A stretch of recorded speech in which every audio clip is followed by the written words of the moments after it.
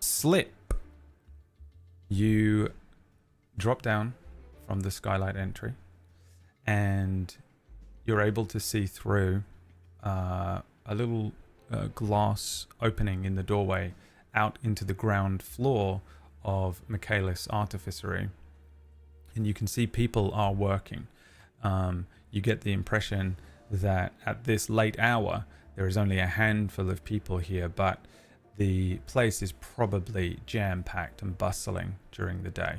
You can see that most of them seem to be just workers. They don't appear to be security or constructs.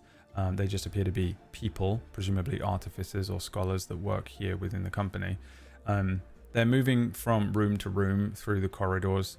There's, within the sort of line of sight that you can figure out, you can see a person moving from a workshop to a writing desk. You see somebody in the distance taking some tools from a cabinet. Somebody else takes a book from a bookshelf and moves off, shuffles around and out of your view. The hallways here are lit by those glowing rocks which are behind glass panes. It's sort of an advanced lighting system. It gives a very even light rather than the classic flickering gloom of torchlight or candlelight. Which maybe gives you a sense of a little flutter of cortisol, because it does not bode well for a roguish type to lose the flickering gloom of a torch and have it replaced by an even lighting source. Above you in the skylight, there are two faces peering down at you. Salt and Lou. Is that what you said to me 2 seconds before we went live? Mm-hmm. Guys, just keep changing your names. It's all good. No, it's just Luella shortens to Lou. That's all. Yeah. I was just making a joke. And I was also making a joke, so two can play that game. All right. But I'm in character now. You're funnier than me. I get it. It's fine. No, I don't think. Imagine if you said I'm funnier than you. Though that would have been really funny. Yeah. But I'm funnier not. than you. Yeah. I'm in character now, and I'm funnier than you. And we rejoin these three characters here in New Runenstein, 9 years before the events of the Lost Second as we've been following it. It is the year 12029, and these three characters who we met last week have been tasked by their sort of new gang, or at least the gang that they've been working for, Cyste, who are a sort of organized crime unit within the city. And they're sort of they've been given a significant task of stealing 3 lesser Vianthrosite hearts from the Michaelis Artificery. It's sort of a proving quest that they've given you, because with this you'll be able to move up into the ranks as a member of Cyste, and therefore essentially just be brought into this very powerful gang in the city and be given legitimate places as members.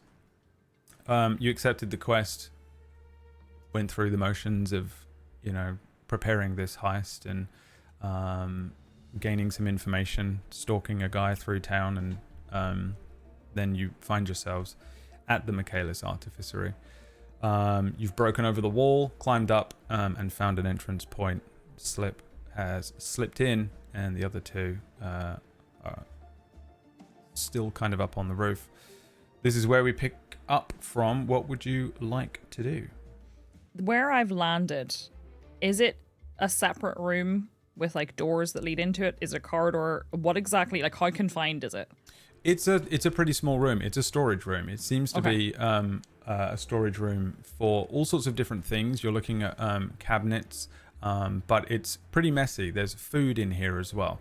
There's even like things like sacks of grain and stuff like that, as if they store long-term food stores in here. But for the most part, it's pretty close to just being a disregarded storage cupboard. There's a bunch of different things in here. It's a pretty small room, and I can't remember what your question was.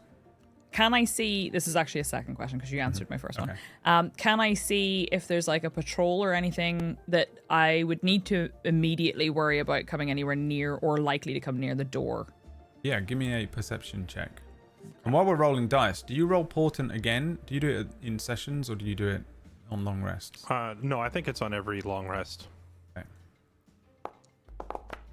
And if I remember right, I used my That's I like used my 13. high roll, but not my low roll. 13. As far as you can tell in here, it doesn't look like there's any regular patrols. If you kind of hold position, you know, you do one of these things where you close a fist up to the other two for a moment and then just sit patiently and silently watching the people shuffling around quietly inside. You don't see any patrols. Nobody on like what seems like a timed patrol, like every 6 minutes or so. But you do notice that every now and then amongst these people, you do see one of the security guards move through. Just seems to be casually moving about the place, but it doesn't feel like they're on a route or a patrol. Okay. They're I will just among point them. up at Salt and tap my ear.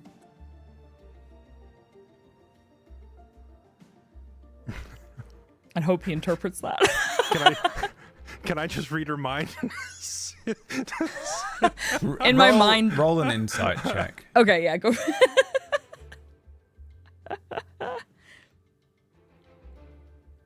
I'm now at this point, like gesturing and pointing at and making speaky actions with my hands. I got a 13 on insight. Can I tell what she means? Can I just lean in and say, fucking use your magic? She wants to talk to you. Well, I mean, you rolled a 15 on insight because you got a +2 to it. So you, this partially, I think, comes down to how well you know one another, because this is a question that I think even us four have. I'm not sure how long you guys have all worked together. Yeah, no, you do. She wants message. It took me a second because I was thinking of the other spell that requires a level 2 slot, and I'm not used to this character yet, so I forgot I even had message. But yeah, I'll just I'm just doing like talking, pinching my fingers together, talking, and I thought you meant you were like doing like you're listening to the door, and I'm how do I? She wants us to take a random crab quest, I think. Yes. Let's go fight it. Let's go fight a giant crab. No, my voice is in your head a second later. Is the coast clear? Okay, there's no patrol, but there is a security guard. He doesn't seem to have a set route, though. I think it's safe for you to come down. All right, we're on the way. I'll just nod to Luella and then start climbing down, far less gracefully than when Slip did it. I just grab the edge and lower myself down until my feet are almost on the floor and then just let go. Like, very basic. Okay. You don't need to make a check. Neither of you do to descend into the room. Unless you do it with a flourish or something, you specifically choose to do a backflip into the room.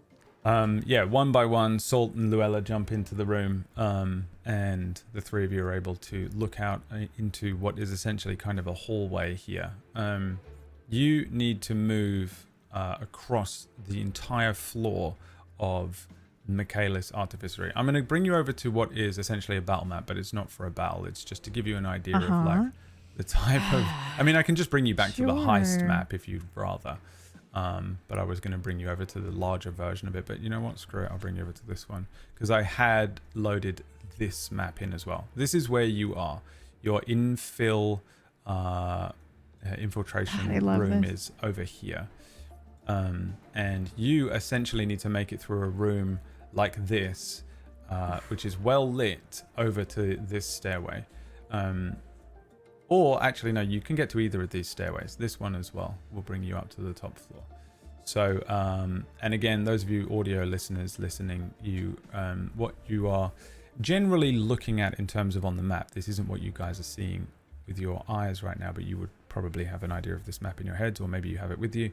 The is a sort of, if you imagine a very large medieval office floor with multiple different rooms, lots of little corridors, some workshops, some areas where people are working in managerial roles, areas where scholars are working on the more academic side of what this artificery at this high level would be, accountants for the company and things like that. And then there are workbenches and areas where some of the artificers are working on the actual pieces and items. This place does make large-scale weapons and constructs and things like that. But the basic structure of, let's say, one of the constructs that they have that they're building for the military is like mostly just done in a different location where there's like a forge and they're working on the iron side of this. And in here is where they work on the more intricate things like the vianthracite hearts, the vianthracite artificery. So that's little gems with magic enhancement powers, and they're just attaching those to very intricate pieces of work. Things like the Lost Second, which is this incredibly intricate item. And that's kind of the workshops here. So it's smaller benches in smaller workshops than it is like a large workshop and forge, which Michaelis Artificery certainly has in other locations, but that's what this floor is. You're aware of the fact that there is a basement, which is pretty much where they keep the security forces and the guard station, and then some other offices, and then it is the upper floor that you're aiming to head to, which contains the vault. The upper floor has also got like management things on it, but that's the plan. So what you're looking out and seeing right now is essentially this corridor that would lead through here, and every now and then you're seeing people move through it. Just one or two every now and then. Extrapolating that, there's maybe 5 or 6 people on this floor, maybe a few more, maybe a couple less. And then every now and then a guard is kind of just doing the rounds and moving through this. Again, it's pretty RNG. You're not seeing a pattern to it jump out to you immediately or anything like that. Just so that I understand, for clarity here, we're trying to get to the top floor? Yes. The entrance is to the top floor.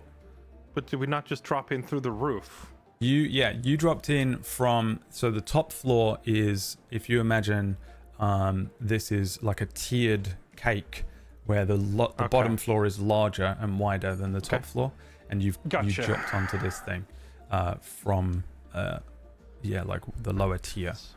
The top floor itself, I mean, you could maybe have determined from the outside to have a look around, but you know, they told you this was a good infill point, so if there was direct access to the top floor, it's likely Monday would have told you about that. There's no reason he would be actively trying to trip you up.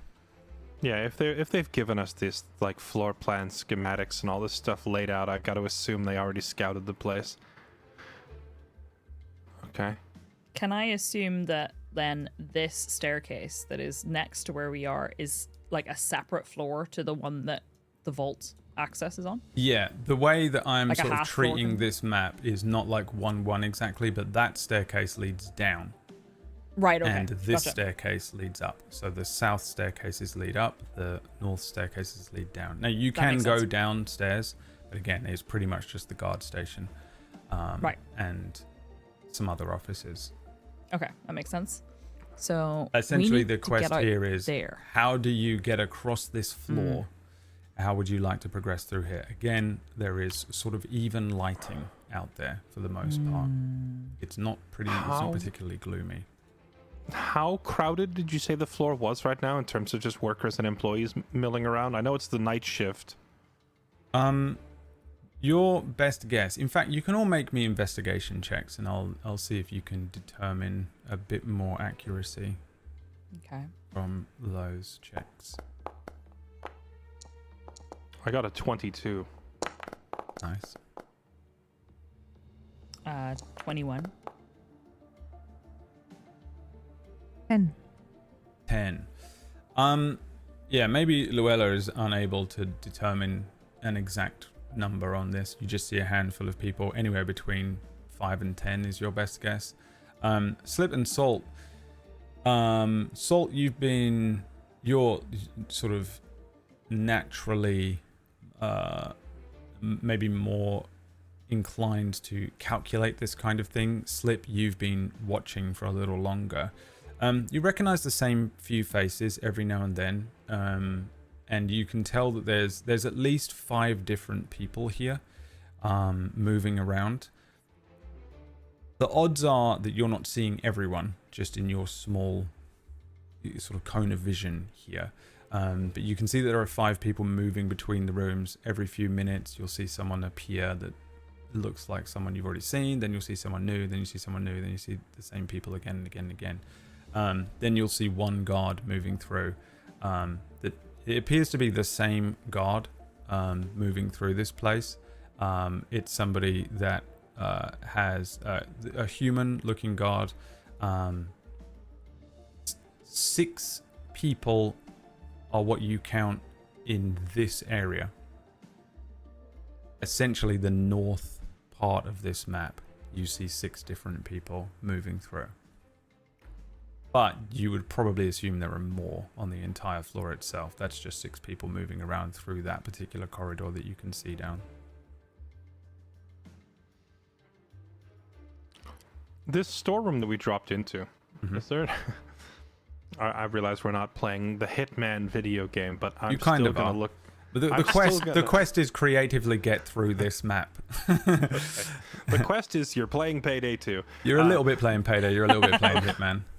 What I would like to do is see if there's any extra uniforms in this closet. You said that there's a bunch of random things and foodstuffs and other items in here. I'm like, oh, is there a janitor's outfit or something like that? Yeah, make me another investigation check.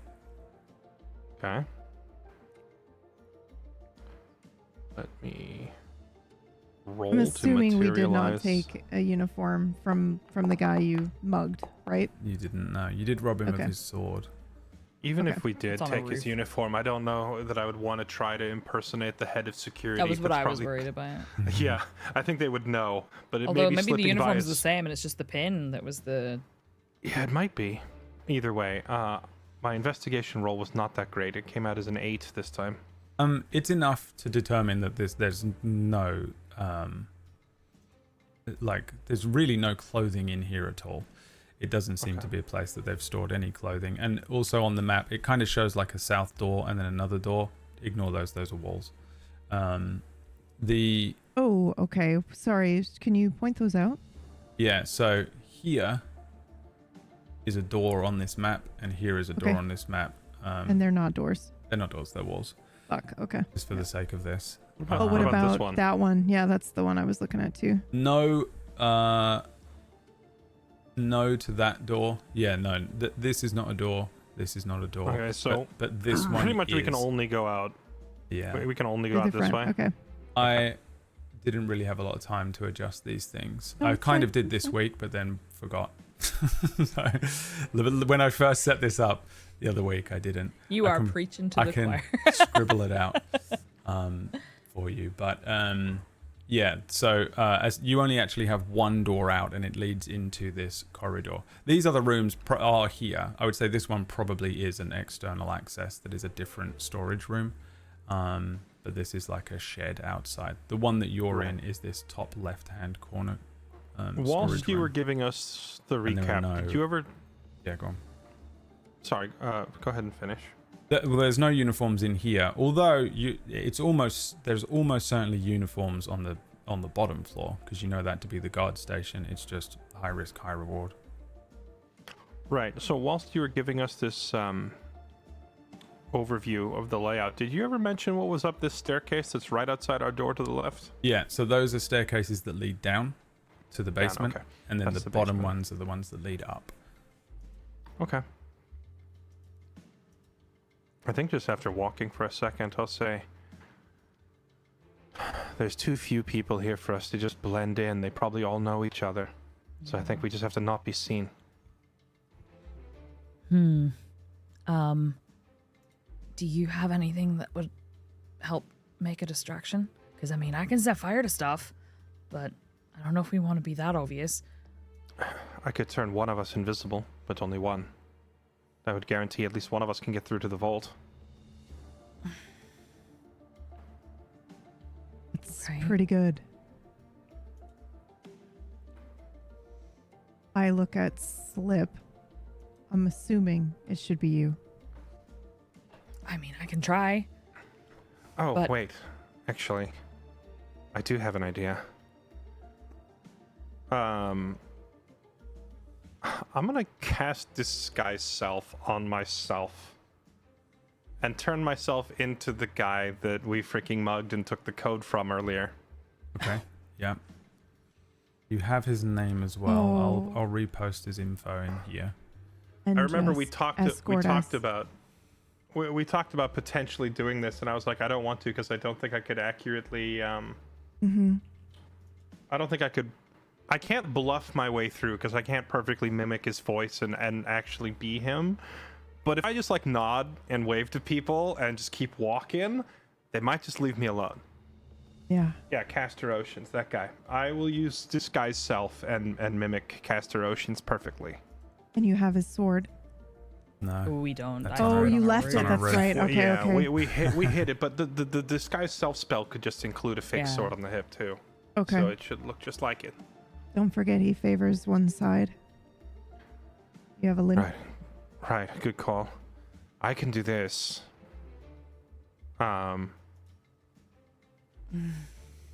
The other I- people here are more of the kind of sort of traditional office wear looking dressed people. They're all wearing just basic shirts, trousers, shoes, or dresses for the most part. It's very 1930s in this office. Real basic, like white and black, and then simple, Okay. plain looking dresses, skirts, that kind of thing. Okay, I've got an idea. I simply walk in like I own the place. Luella, you are a guest that I am showing around. And Slip, you're good at just not being seen.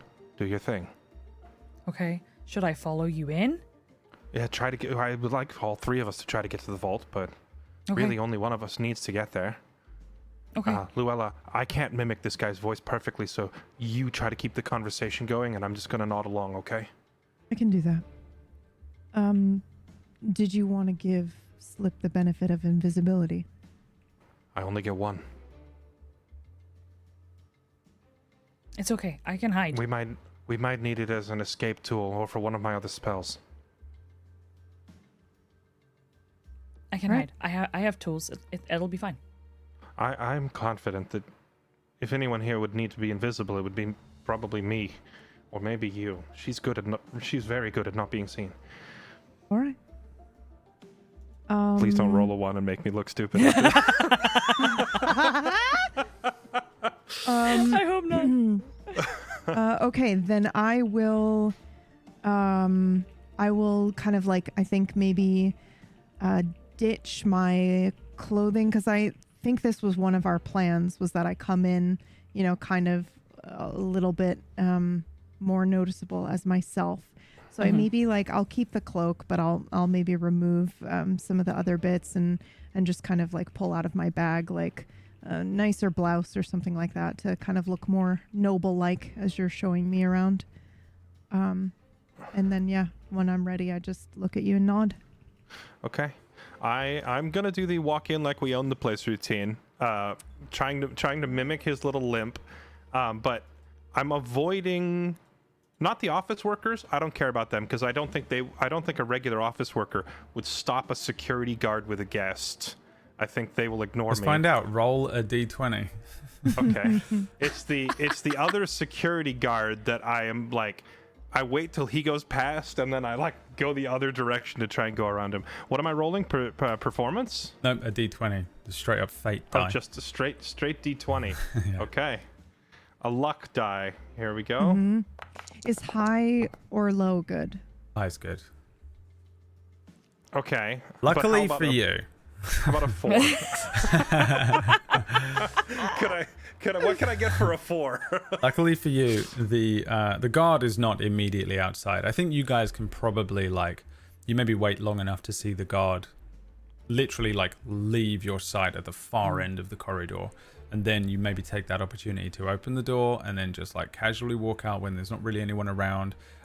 Get the door closed behind you. So we have just to double check. Salt is in disguised self as Caster Oceans, the head night watchman. Slip is invisible? No. Oh. Salt is saving the invisibility spell. Oh.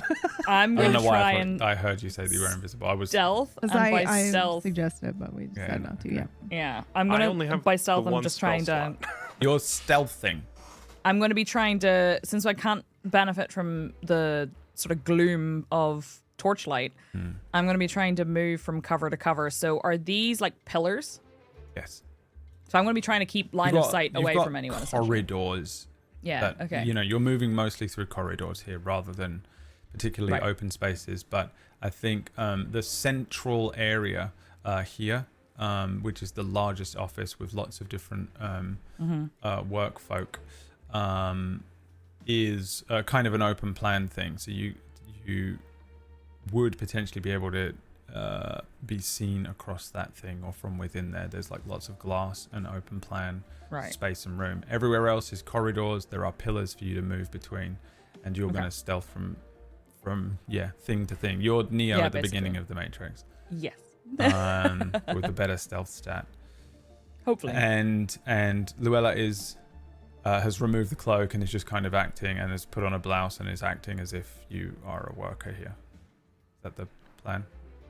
Well, not a worker. I would think more of a guest. But I mean, Luella's being escorted through by you. Yeah, she's being whatever she is. She's being escorted by the night watchman, and I'm hoping that'll be good enough that the average employee just won't bother pestering us. Okay, I'm just getting the lay of the land because I was loading up an insane amount of things to kill you with. Yay! Perfect.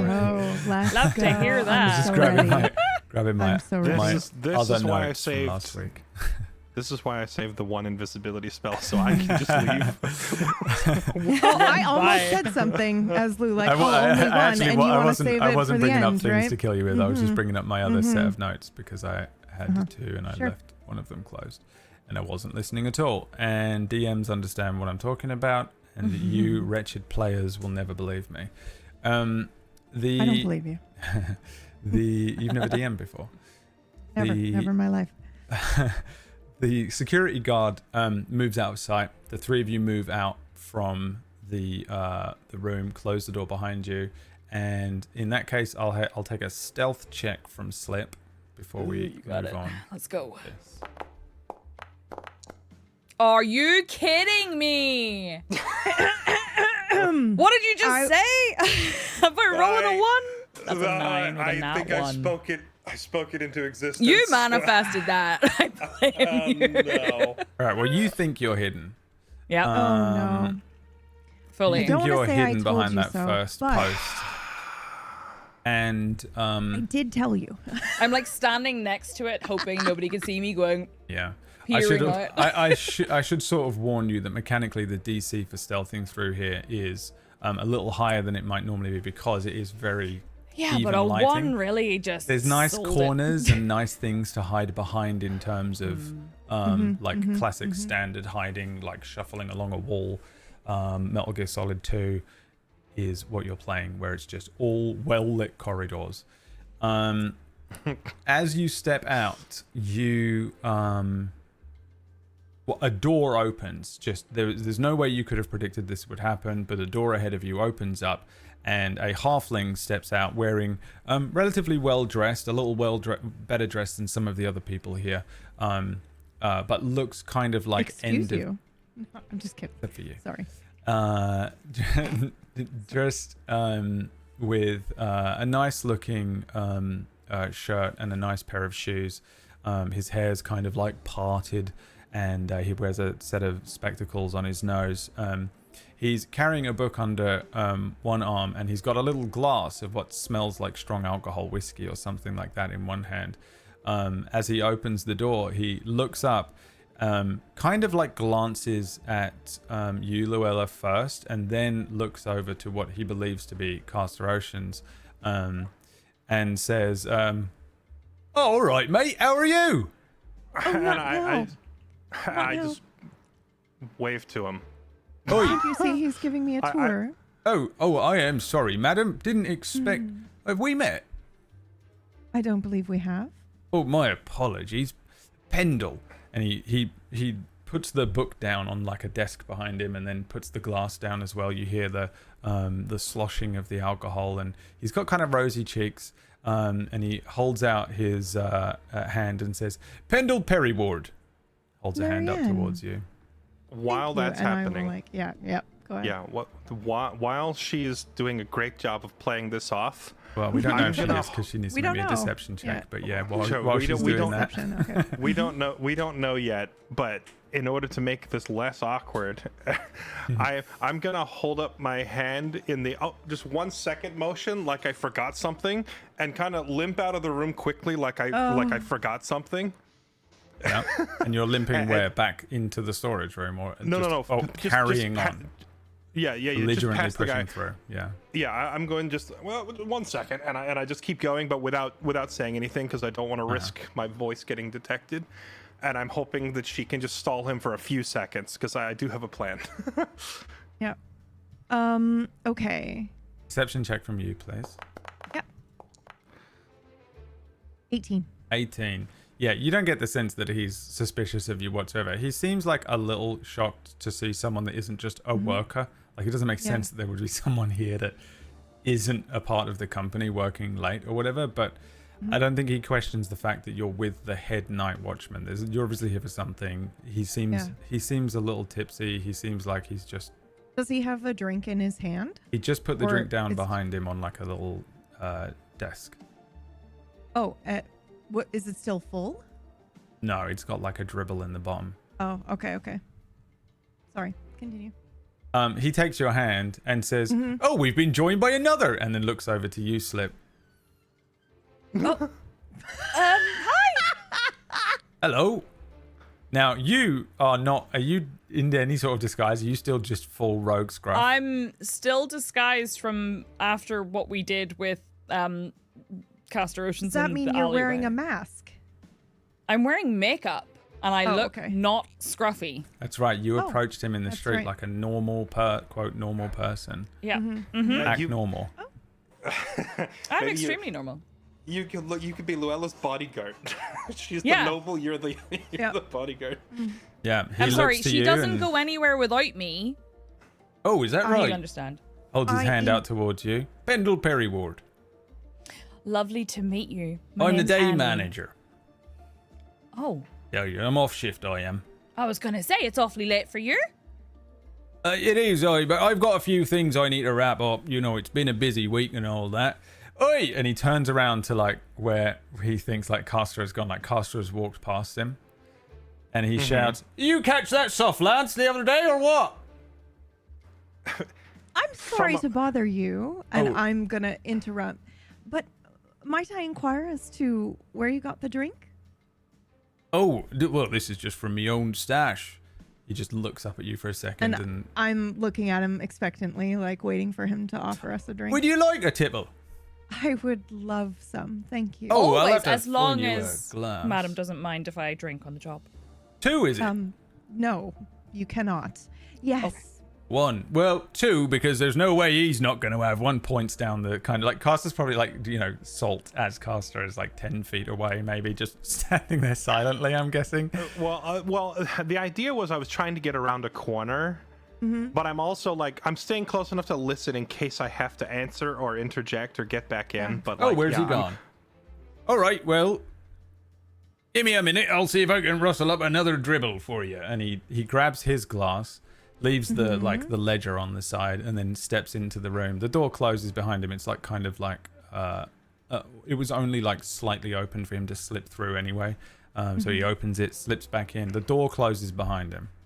I'm gonna. I turn I'm and I glare yeah, at Slip. right. Like, what the fuck? I don't know. I don't know what he told me. I'm just gonna like butt in to what's going on now with a message. Well, actually, I probably don't need to message. I'm only standing like 10 feet away. I'll just look back. I'll just peek my head back around the corner and say, Luella, come and Slip. When he comes back out, tell them we were in a hurry for our meeting and you've got to catch up. Just get out of that conversation. Okay. Okay, and then I'll turn and follow. I'll lean against the pillar outside the door like I belong here. Okay. Yeah, you two move around the corner. It's like a full minute before he returns. Oh, no. Okay. Well, I could have left. You still can within that minute if you want. Obviously, you don't know he's going to return within a minute, but like 15 seconds, 30 seconds, 45 I'll wait. seconds. Okay. I was going to say, please wait, otherwise he's going to go looking for Yep. us to give us I'll the wait. drink. You wait it Thank out. you. The other two are sort of out of sight for now, and he pops back out with 2 glasses. He looks up and sort of expecting Luella, and then turns and says, "Oh, where'd she go?" Oh, they're in a hurry, and you know what they can be like. Can I get the drinks, please? I'll take them to them, and we'll just clear this all up. I just have to keep going. I'm Well, sorry, I know. Acting like this place is a tavern. Well, I'm sure she'll be back, but you know how these things go, and I hold my hands out very expectantly. Where are they off to? Well, I mean, I'm not really privy exactly to what the meeting's about, but I just know that I have to be with her, so I obviously can't stay. Can you give me the drinks? Hey, just seems strange to be having a meeting this late at night. Why is Castor the one doing it? Oh, I'm not privy to those sorts of things. You saw the way she spoke to me. Roll me a deception check at this point. Okay. For this whole thing. oh boy. Oh, boy. 11. 11. Let's roll a dice for him. You know what? I'm going to roll him a flat d20 in here for his own insight check. He is also drunk. I'll allow it. Oh, shit. Disadvantage. Here comes the disadvantage. 16. Oh, this is not great. He kind of looks you up and down at this point and says, "It don't make any sense to me. Hold on, I'll tell you what." He puts the drinks down and says, "We'll go get Broomstick."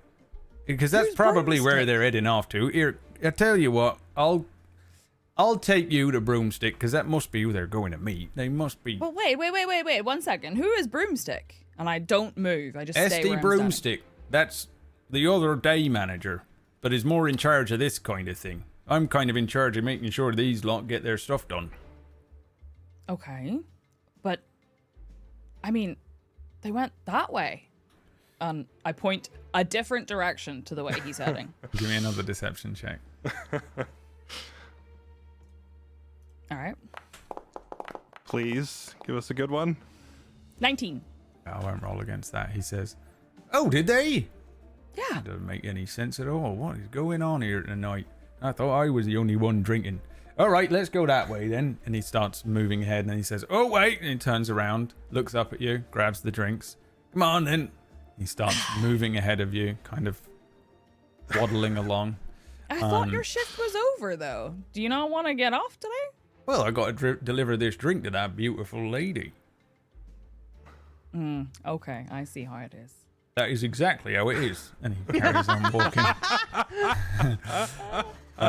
Now, you pointed, presumably, like in the other direction. A different direction. I'm not trying to point him in the direction of where they went, but definitely not the direction he was trying to go. Yeah.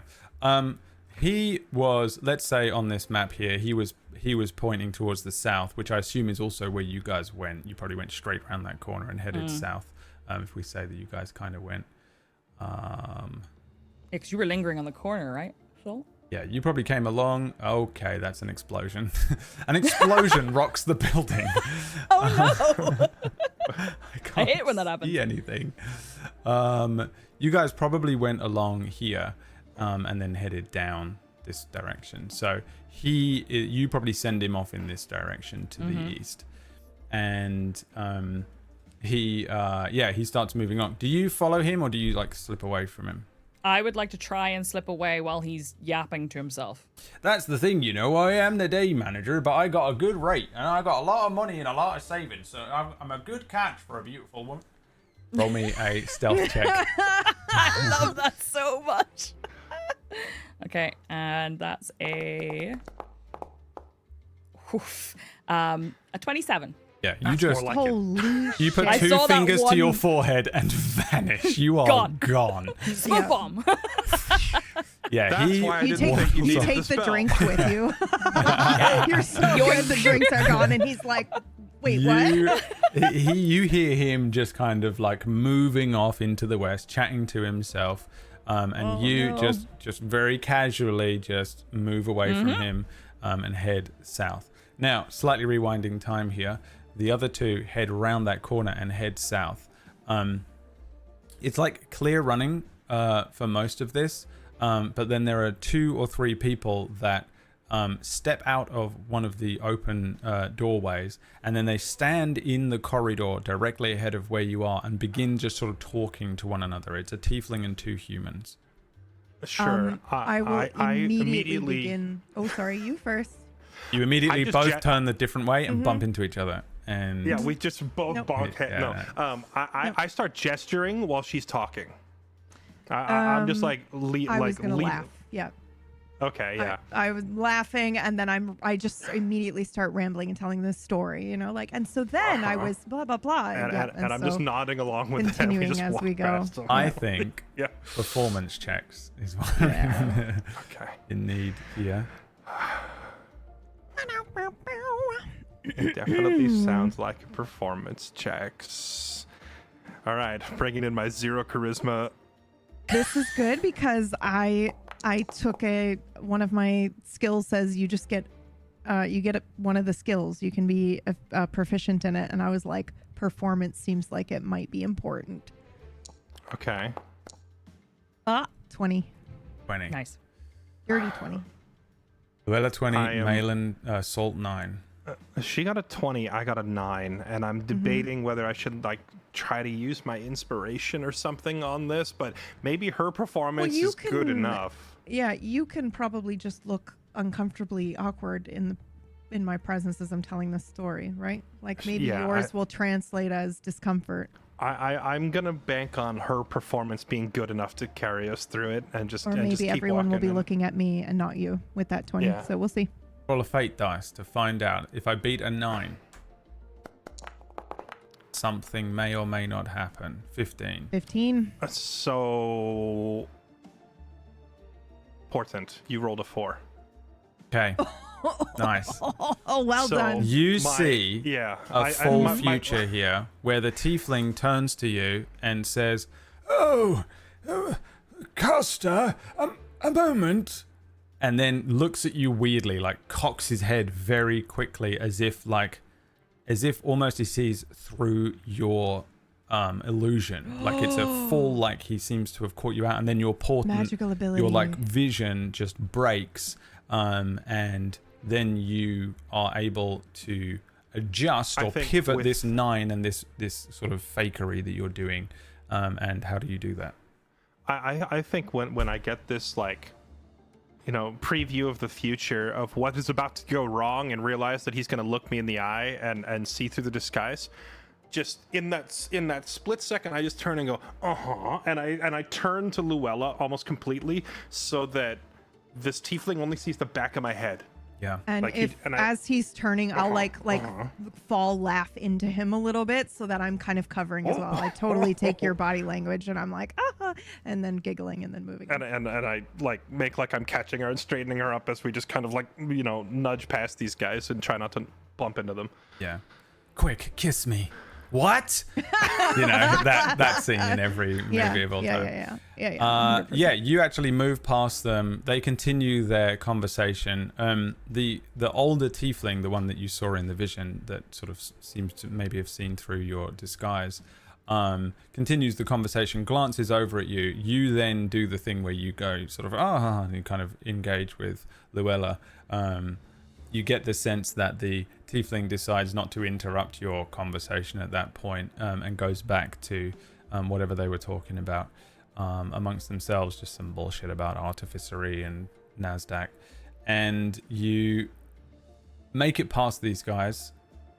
Behind you, and as you as we, I guess, as an audience, see you make it past these three that are just kind of milling around in the corridor, still talking about their work, we see Slip move away and begin walking down towards these three people as well. How would you like to approach this exact same situation, Slip? So where exactly are the three? Let's say, I guess I'll just have to doodle on my own map, which I am a big fan That's of a doing. penis. I shall have to draw 4 penises to represent the characters. We'll say they're milling around kind of here. Why does this not work? Come on, man. Come on. Why does this not do this? I've never used this to draw on because it goes against everything I stand for in my life. But we'll call this little green square, or green X, where they are. Right. And you're coming down from this direction. So are they standing They're stationary? doing the thing. Yeah, they've all come out of what feels like the end of some sort of meeting. And Right, so they're lingering. They're lingering in the corridor as if they're about to break and go their separate ways. Probably go home for the evening or something. But they seem to be lingering around with the older kind of tiefling, who just you get the feeling of like an older co-worker just not letting you out of the meeting, and you're like, oh my god, I don't care, we'll circle back on this on Monday. This could have been an email, is what's happening. The 2 other staff members, the 2 humans, are kind of just standing there like, and then this older tiefling is just chatting their ear off, and you're kind of heading towards them. Behind you is the halfling walking away from you with his 2 drinks. And he's walking like this, kind of down this corridor. That way, yeah. Yeah, okay. Is this the only door then, right next to where they're kind of hanging about? Yes, and it's an open door, and that is where they've stepped out from. And that's the busy like office. There's lots of people in there. Big open plan office space. There's not lots of people in there. There's lots of desks in there, so there's a big open space. And there's no... The X is quite large. I'm assuming that they're kind of standing in the doorway area, so there's no way I could slip past them into this is exactly where they're milling out around. Okay. You find yourself in quite the conundrum. I do. I'm going to pull my hood down, and I'm going to rush. We didn't get the names of any of these people, right? No. We just don't know who they are. They're Correct. just people. Okay. I'm going to rush up to the tiefling, and I'm going to say, I'm so sorry to interrupt. Apparently Broomstick was looking for you down there. Broomstick was looking for me. Yes. Oh. The 2 people shoot their heads towards you with like the most quizzical look, and the older tiefling says, might I ask who was inquiring? You mean me? Who wants me to speak with Broomstick? Broomstick wants you. Oh, you spoke with Broomstick? No, Pendle did. I was with Pendle. Oh, thank you very much, dear. What was your name? Annie. Annie. Yes, I'm here with my boss. She's here for a tour. Oh, right. He glances back towards Caster, and we see like the back of Salt and a flash of red hair move round the corner towards the stairwell. That's her. I have to catch up with them if you don't mind. I just wanted to make sure that you got the message. Yes. Oh, very well. My apologies. I shall find Broomstick immediately. Thank you. Wonderful. For letting me know. Have a lovely evening. Yes, you as Oh, well. No. Oh no. I love that me and Luella are just kind of walking through the place without too much issue, but everyone Slip interacts with is resulting in chaos. We're walking off looking for something. At least they're all kind of walking in the same direction. Yeah. What do? Do you go past them and try and catch up with the other 2? Yeah, I will walk past them with purpose. Give me a perception check. All right.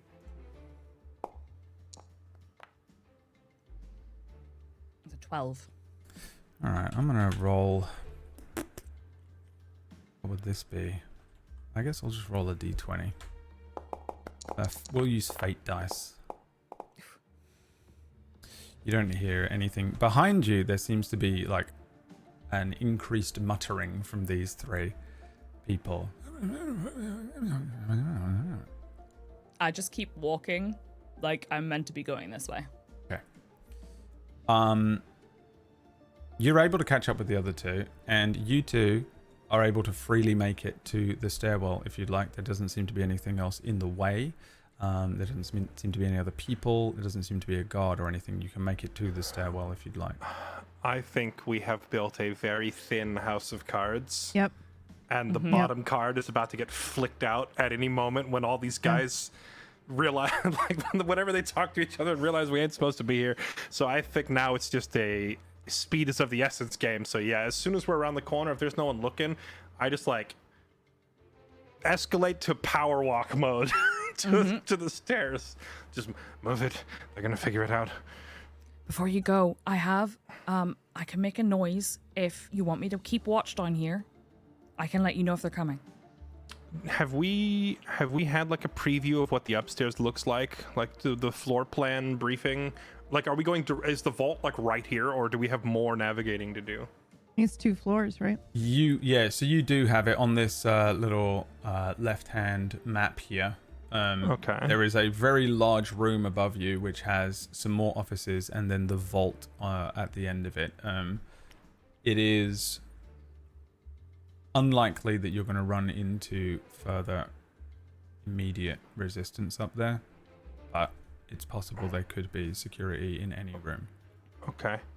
Well, if we are relatively confident that there's not a whole lot going else on up there, I'll probably just look at Luella and Slip and then just nod and say, all right, if you can run interference and buy us a few seconds.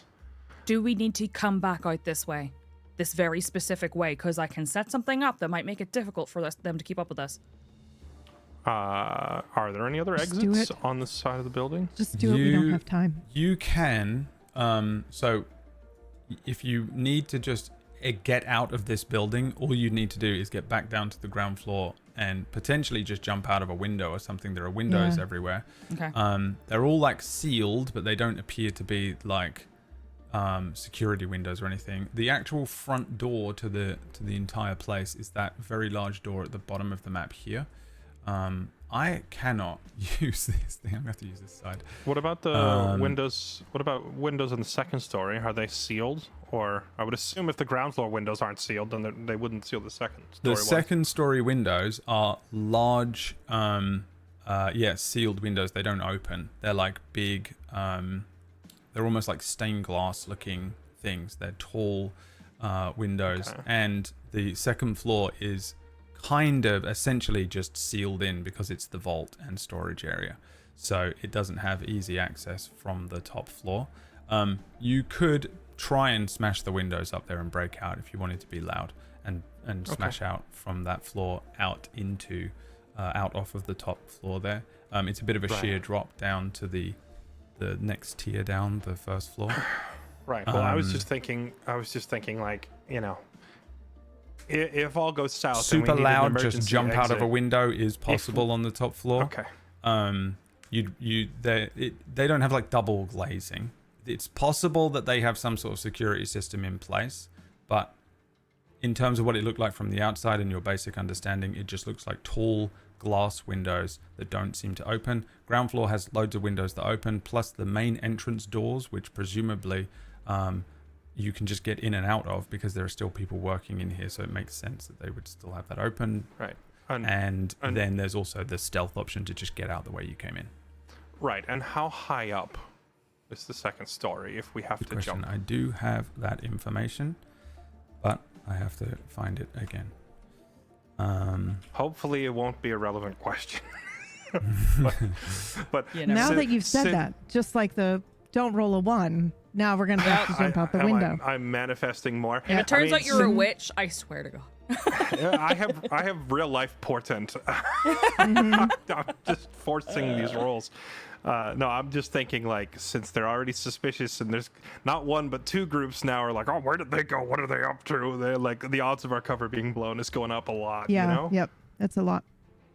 You know what would have probably solved all of this? 30 feet. Each Don't floor you is say it. 15 feet. Okay. This is because this is kind of an office building with another tiered thing on top. 15 feet first floor, Cake. 15 feet second floor. So the top of the second floor would be 30 feet. So you're looking at like 20-foot drop, we'll say. Ooh. Okay. It's gonna. We're only level 3, so that's a lot of damage. Yeah. Unless we do 15, and we don't do the full amount, right? Like maybe we could try to scale with our rope down the tiered cake, maybe. Right, you could potentially jump out Yep. onto the tiered Yep. part, so you'd get 5 and 15. Yep. Okay. Um, I say just do it. We don't have time. Okay. right. I think they're catching on to us. We gotta move quick. Just stall if you can. Just don't get caught. Okay, can I ask then how wide is the corridor at this point? That is.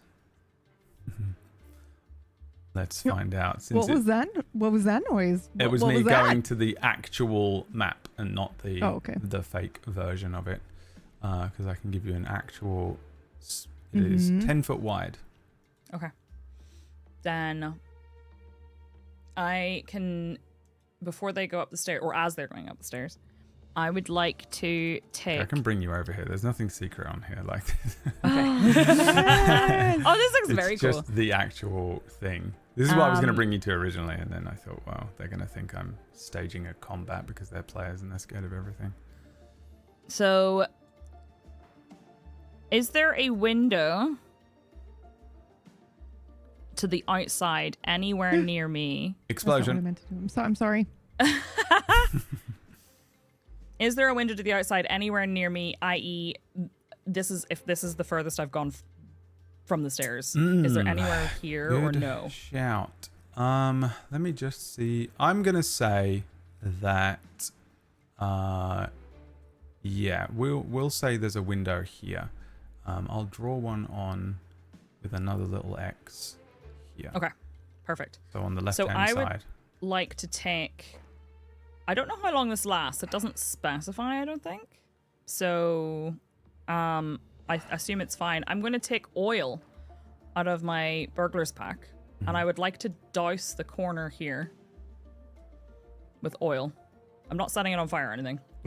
Are you gonna just burn the whole building down? To be clear, I'm not setting it on fire, but I would like to put oil here, and I would like to scatter my ball bearings here. Okay. So that essentially, if they come around the corner, they're going to be having to deal with Home a Alone. 10-foot. You're home aloneing this. I am 100%. Wait, are we at the southwest staircase or the southeast staircase? Southwest. I assume you went southwest. Okay. So that is a 10-foot square area. I would like to place that, and then the other one is just a 5-foot of oil. Ignore me clicking your stuff. I was kind of hoping that I could like literally drag and drop these things. Yeah, onto I the thought that map, too. but I've popped them in chat. I don't know if I can do anything else with them. no, it's all good. So oil is So it's here. dousing a space, and it would be on the corner.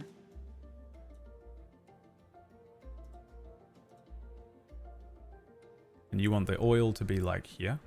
Yeah. And then, And ball, then the ball bearings bearings next to A it. little bit further around the corner Okay. towards just here. And then I'm going to stay on the last corner before the staircase. Yeah.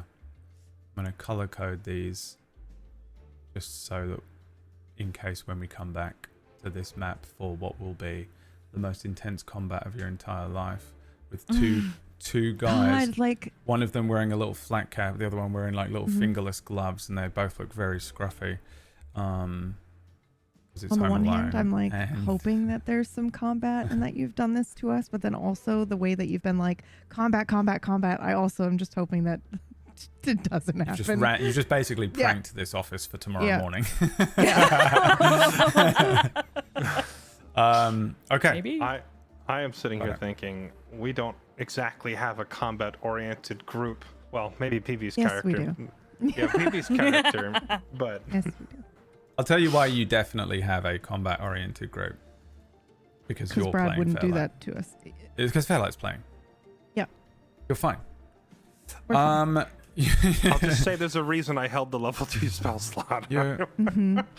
you're I hope we always a don't have to use combat-oriented it. group. I hope we don't have to use it. I end up never using it, so that Wayne can get out, and then you can be like, "Why didn't you just turn her Why didn't you invisible? You just- still yeah. have the spell slot." Mhm. I'll bring you up to the top floor map just for the sake of it looks cool. Okay. As you Well, go we're up the also stairs, there, right? Ooh, it's a nice map, you know. it's so More nice. than Yeah. anything. It's just a beautiful looking map. Oh, This is so But- outrageously over the top. But here's the thing, is that it is, I would not say Is it, this is though? to scale. It's a little over the top for probably what you're actively seeing. I would scale it down a little bit in the sense of it being like, this looks like you're in an enormous hall. God, this is beautiful. You're in more like a kind of an upper floor that has been built to purpose as you make your way up the stairs. Now, we'll just say for the sake of brevity that Slip does the work with the oil and the ball bearings, makes a mental note of the window, and then, you know, just like very quickly makes their way up the steps and catches up with the two of you. And we probably see Salt is still with the disguised self, just taking a little glance around the corner, taking a little measure of the room, seeing if there's anything significantly obvious that's like a, you know, there's no like lasers, there's no army standing in front of you, and there aren't loads of workers or anything like that. And Slip, you're able to catch up with them at this point after setting your Home Alone trap. You guys kind of step into this room, pretty sure that there's no one in here, and there isn't. It does look empty on this floor. It does look like a floor that is still dedicated to working. With there being no one here, what you're looking at is similar. It sort of probably looks a bit like a large banking floor, this one. The desks in here all seem to be for meetings. It's that kind of thing where you get the sense that the handful of desks around here, probably during the day, would be where you'd actually be brought, were you being brought in, Luella, as a person to, you know, take a meeting with somebody higher up in Michaelis to purchase or work with for their business ends. The walls here are lined with these enormous shelving units, however. There are endless glittering rocks of bloomstone and vianthrosite locked inside of these complex latticed cages.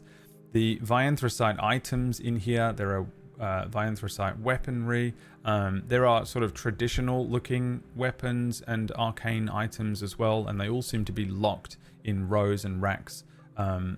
Countless amounts of them. They appear to be somewhat examples of what Michaelis has worked on and offered the city over the years, and also a little bit sort of decorative to make the room look impressive. That being said, you're looking at all these things as three essentially like criminal rogues here, and you're looking at an insane wealth. Like these vianthrosite stuff sells very well. If you sell it even within Felsenhort, it is extremely expensive and sought after. Selling it outside of Felsenhort is full contraband, completely illegal, but goes for huge amounts because not many people outside of this country have access to this technology yet. It's very new. The desks and work shelves are all sort of spaced across the main area here.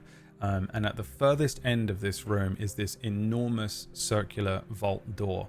It is painted in a kind of iron and brass color. It has this impressive size and structure to it. You can also see vianthrosite-powered purple lines running across the entire wall down the central hatch. And from your understanding, I can't remember if you guys said that you'd ever really dealt with vaults before, whether you've got experience with them. I think either way, as far as vaults goes, you can tell this is about as complex as it gets. Once again, gone are the rogue's old ways. It'll take more than a steady hand and a keen ear to get into this vault. I think you're all able to tell, as you are three old world rogues walking into a shift in technology and industrial progress. So the room, as it sits, appears to be very empty, and you're able to pretty much do what you want here without consequence. What would you like to do? How do you approach this? Quick question. Do I recognize any of the either replica weapons or items, maybe from like a wealthy family, I don't know, a party that I had to go to, or just like endless stuff growing up? Do I recognize any of the family pieces or anything like that that they've worked on? Roll me a history check.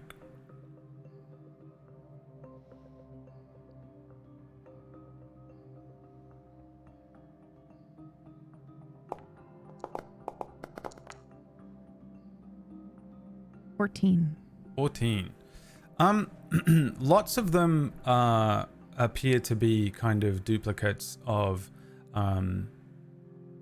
what they are. So you're seeing lots of different replicas of the same, or not replicas, but duplications of the same kinds of weapons.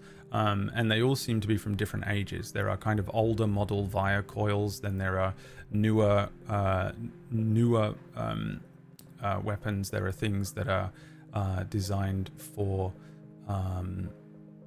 close quarters combat. They're working on... There is a thing in Felsenhort which is a bit like a vibro sword from Star Wars, where they apply a vianthracite gem to a sword, and it allows the sword to kind of vibrate and oscillate at a very high frequency, so it cuts cleaner and moves through different types of armor. So you're just seeing like lots of like standard looking military things. Then you come to the closer looking individual arcane items, and they're not all vianthracite. You see one thing here just appears to be an old magic pot. It doesn't look new age, it doesn't look like technologically advanced, it looks like an artifact, and as you get close to it, it kind of shakes and vibrates. The patterns on the side of it look like endless rows of eyes, and as you get close, and they kind of look like they're drawn on in chalk. It doesn't look like they're very nicely etched on, different sized eyes. And as you move closer, the eyes, some of them like turn to look at you. As you blink, they look like they're not looking at you anymore. You see a circular looking gem that is glowing green as you get close to it, and it's sitting inside of what looks like a crow or a raven's claw. And you recognize like some of these things as just being like traditional arcane items that would probably sell really well in town, or would probably go really well for some of the adventurers that are trying to get out there and endlessly side quest. In terms of like things that you're looking for in particular, yeah, I realize it's kind of putting you on the spot, but I'm more looking for like, oh, that was commissioned by such and such family. I remember because I had to attend their stupid party where they were like, look at what we got. Well, look at how much money we spent. I was just giving you some examples, and then my answer was going to be yes. What do you see? Okay. Because I'm not really sure. I don't even know your backstory. No, I know. Well, I just know that I'm from a crazy noble family, right? So yeah. I'm just assuming that growing up, I had to go to these parties where people just show off their wealth and what they got commissioned, or whatever. So I was just looking for a couple of different family names I might recognize, so that if we get caught, I can throw them around. Really. Dang. That's not even regular wealth levels. That's like Gatsby stat. Yeah. Yeah, I mean, you probably would recognize something from some of the more impressive members of the upper nobility in town. Right. Is there one name that seems to potentially repeat? Like maybe they might have a lot of money invested in this company? There are 3 names that you could easily discover certain investments from these parties. There's the Artivelli family, which I think at this point, when you guys first met the ruling council, there is an Artivelli on the council. Okay. So they're very heavily involved in the city. He is the master of weavers and dyers, but it's a big family. They're Fearbolgs, and there's lots of them. They're very much, they're very powerful, and they're very much like Mogul powerful. You don't get the sense that they're like evil, but they are very powerful in terms of money. Yeah, I don't. There's the mind Valnala looking to family, see. which is the merchant consortium representatives. The Valnalas have always been involved in the negotiations, foreign negotiations, influencing taxes and tariffs and supply chains. Is that the last name of the guy in the trailer? Yep, Valnala was in it. It was the character that was played by Whack. Whack, yep. They are also involved God, your lore. Shut the fuck up. They're you're also so good. involved in, if we go back to the pre-campaign sessions that we ran, which are available on, you can do this bit while I find my lore. On our merch store, merch.tablestory.tv, on our memberships page. Thank you so much. You can watch over 200 different green rooms and session zeros and blah, blah, blah for $5. Anyway, sorry. What you were saying? Yes, the Bespascarva was the merchant that was in charge of the merchant area. Right. The Valnala family and the Garva family are all involved in just all of the merchant stuff. They control the major companies. They're like the I don't know, like Walmart or something, where they're just like they're Walmart and Target and all of that. Huge names. They're fully they own no like mom and pop stores. They got their fingers in so many pies. And then the third name, and maybe there would be something in here, would be an individual in town who is extremely wealthy and is also very powerful in his own right, manages revenue, budgeting, things like that. 12 gold pieces, the Gesto, who is unbelievably wealthy. All of this stuff in here, and the people that would have gone to these parties, specifically the people that would go to these parties, you would definitely know of the Artiveles, the Valnalas, the Garva family, but also 12 gold pieces would be at a lot of them as well. I think I'm gonna like if there's something in here from one of those, then maybe, but yeah. Well, I think I probably just know 12 gold pieces is maybe that guy on that Gesto on the council, but I don't know too much more than that. I was more just trying to identify like who seems to be pouring money into this business in particular, who seems to be commissioning things and getting things from them. Valnala. Yep. Okay. And Garver. 100%. Got it. Thank you so much. While she is identifying that stuff, I want to take a more here and now moment to scan the room for potential security systems or traps. I know we were power walking down the hall and time is of the essence, but I think as we come out onto this new floor, I do stop for just a second to see if there's like a pressure plate, a tripwire, any last second deterrents before I run up to this vault. Yeah, give me an investigation check. I just scrolled all the way up to the like top of the map with the clock and stuff. Oh my god. Cool it's map. Freaking big. 23 investigation. 23 wow, well done, Salt. Investigation. And this is not for the vault itself, but just like other random things, right? You're looking for? Yeah, I'm just making sure that I'm not going to trip an alarm just by walking up to the vault or interacting with it. Yeah, it doesn't seem like that's the case. You get the sense that this place is all of the stuff that's locked in these cases either side of the room all certainly seems like it probably has some sort of mechanical and arcane mechanism on it. The vault itself, certainly. The rest of the place seems like it's built for people to work in day and night, so just endlessly trapping the place would be insane. This is no classic D&D dungeon that people would be able to function and work in. like out on the office floor, I figure it's safe, but like the steps like right up to the vault. You Yeah, know, no, I don't know if they it like all turn seems- on an alarm at night or something like that. No, it seems clear to you. Okay, then yeah, I think the others would probably see me like stop and check the stairs for a few seconds before walking up to the vault, and then I guess just look. We know the code. I'm looking to see if there's an obvious place to input it. Yeah, you move up to the vault, and normally vaults have standard-looking handles, maybe like places that you could place keys into. If they were arcane-based, you might have something that would allow you to cast a spell, place a hand on. There is technology in the there's sort of arcane mechanical technology in Felsenhort where people will input codes into grey looking panels. Essentially, you guys again in the pre episodes did a sort of a word search, if you remember, and it was like essentially we played it like a word search for a puzzle, but the what you actually saw was loads of different symbols and stuff appearing on a panel. And you see one of those in front of you. It'd be something that you'd all easily be able to recognize, especially as roguish types.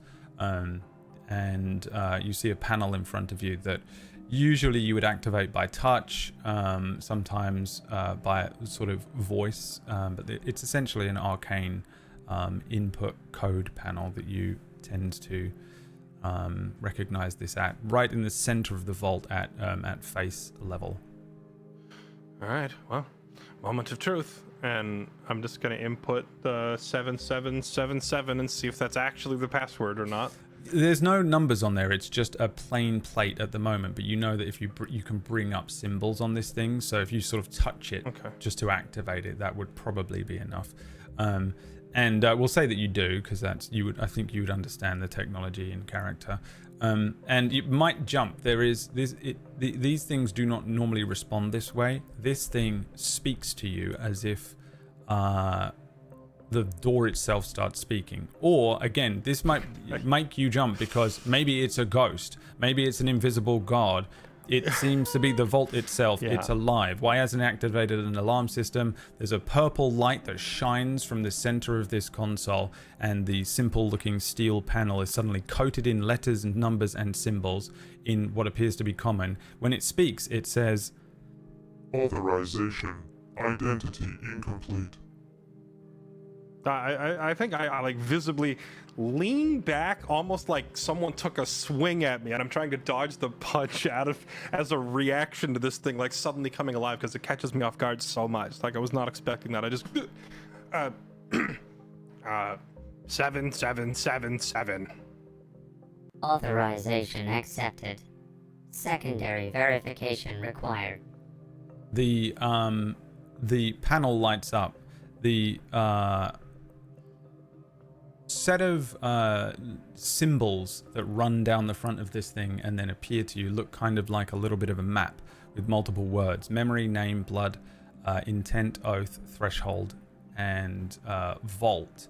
I'm going to bring you over to a little idea of what you're looking at here. Let's go! Puzzle And, time. Oh no. This is what you are kind of seeing. What? The It was shiny. voice It animated. says, Memory. Authorization. Verification security question. Recall the date the arcane security web was installed. January 12/029. Authorization accepted. Name or intent. it then it I asks wrote you that name, down too. it asks guy you takes name notes. or intent.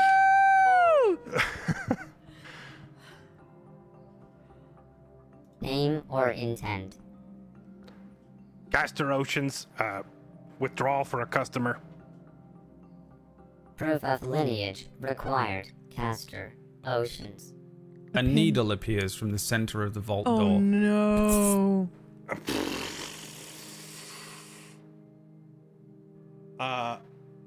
So we need a password and a blood sample?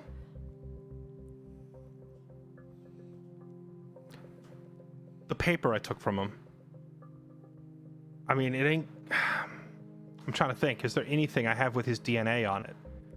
There was the sword, but we left that behind. We took. I have his sandwich wrapper. I don't think he ate any of it. I don't think though, he did ate any of it. I think I did. Yeah. I'm trying to. Should have shoved it in his face. What else? What else did we take from him that could spoof a DNA? Do you have any hair? It's time to see if there was anything that during your tussle that landed on you, I think. Oh, that's right. I did. Yeah. You both I hit him on the tussled back with of the him. head punched with him. my. Yeah, I yeah, hit him yeah, with you- the hilt of my sword. Yeah. I quickly turned to slip and like yank you over and pointed your sword. I'm not saying anything. I'm going and I Okay, pointed your I weapon. hold up the short sword. And I look at the pommel to see if there's like any sort of blood or residue on the base of it. Oh, And I just hope you get lucky. that's the best lead we have. So I just take that and I scrape the end of the pommel against this needle, hoping that it'll get some of Castor's DNA in there. Roll me a d20. It's time for a fate die. Okay. A D20. Beat a 10 for transparency. Inspiration point. I was going to Okay. also use an inspiration point, but you Okay. can go He ahead and wants use to do yours. That was a 4, and now it's a 5. Dang it! Inspiration point. Another one? Okay. Yep. I rolled low. Burn hers too. Yep. Burn mine I as well. don't have one. Yo, you gotta be kidding me! Verification You don't have one? incomplete. Wait, I don't wait. have You? one. Why do you not have one? Did you use I it? think I used it last week. You did, yeah. I'm pretty sure Okay. you did. Okay. The- that Wait, didn't I work. would like to use. Mhm. Can I use my flashback, please? Yes. Yeah. You Can I use my absolutely can. flashback to say that there is blood on the end of the pommel? Yes. There's more blood. Like a lot of it. Holy shit. Because Yeah. I broke the skin. Or like, yeah. I was Yeah. gonna say, or you were flashback clever of- enough to collect it. Yeah. Yeah, or even a flashback of me going, geez, you didn't have to hit him that hard. And there's blood. Yeah. I like to think that I tried, but I was so confused by the fact that you just set him on fire that when I hit him a little Let's harder than I meant to. And you were like, fucking what the go. hell? Let's fucking go. Absolutely, I will allow that. Yeah, you scrape the. Do you know what? This is like another weird flash sideways for you and your portent mind, Salt. Where there's like it's not. Maybe you don't always see like visions that make sense to you. You just get these like bizarre alternate possibilities. It's like me catastrophizing with OCD, and you get this kind of idea where you sort of, there wasn't much blood on the back of this. Luckily, you remember that in fact there was like a horrible wound on the side of Castoration, like the back of his head. You have blood running down the back of his neck, and you bring the pommel up, and it's sticky because it really wasn't that long ago. It's sticky, and it is a lot more significant as you bring the pommel up. Maybe Salt, or you scrape some of the blood off onto a thumb or onto the little implement, the little needle-looking implement. You recognize this thing as it says, Authorization. Castor. Oceans. Proof of lineage. Accepted. I think that you see a big sigh of relief as I nod at the other two. the threshold lights up and says, Verification probability. Acceptable. the intent and oath things vanish, name and blood light up, and then the vault door creaks a little bit. You hear the voice say, Step back. Vault. Opening. now, Yeah. for the sake of fun, what would you have done if you went down the other side? Because it says this, Why do you seek access? if you choose intent. I think I already answered that question. I said making a withdrawal on behalf of a customer was my statement. State the appropriate oath for account 320071VB. I'm sorry, say that again? State the appropriate oath for account 320071VB. All coin invested shall be replaced. Verification probability accepted. I was scrolling through my notes. Yeah, I just wanted you to know that you guys did well with the information you got off of him. The vault door, you know, we see you step back as this thing tells you to step back. The vault door opens up, and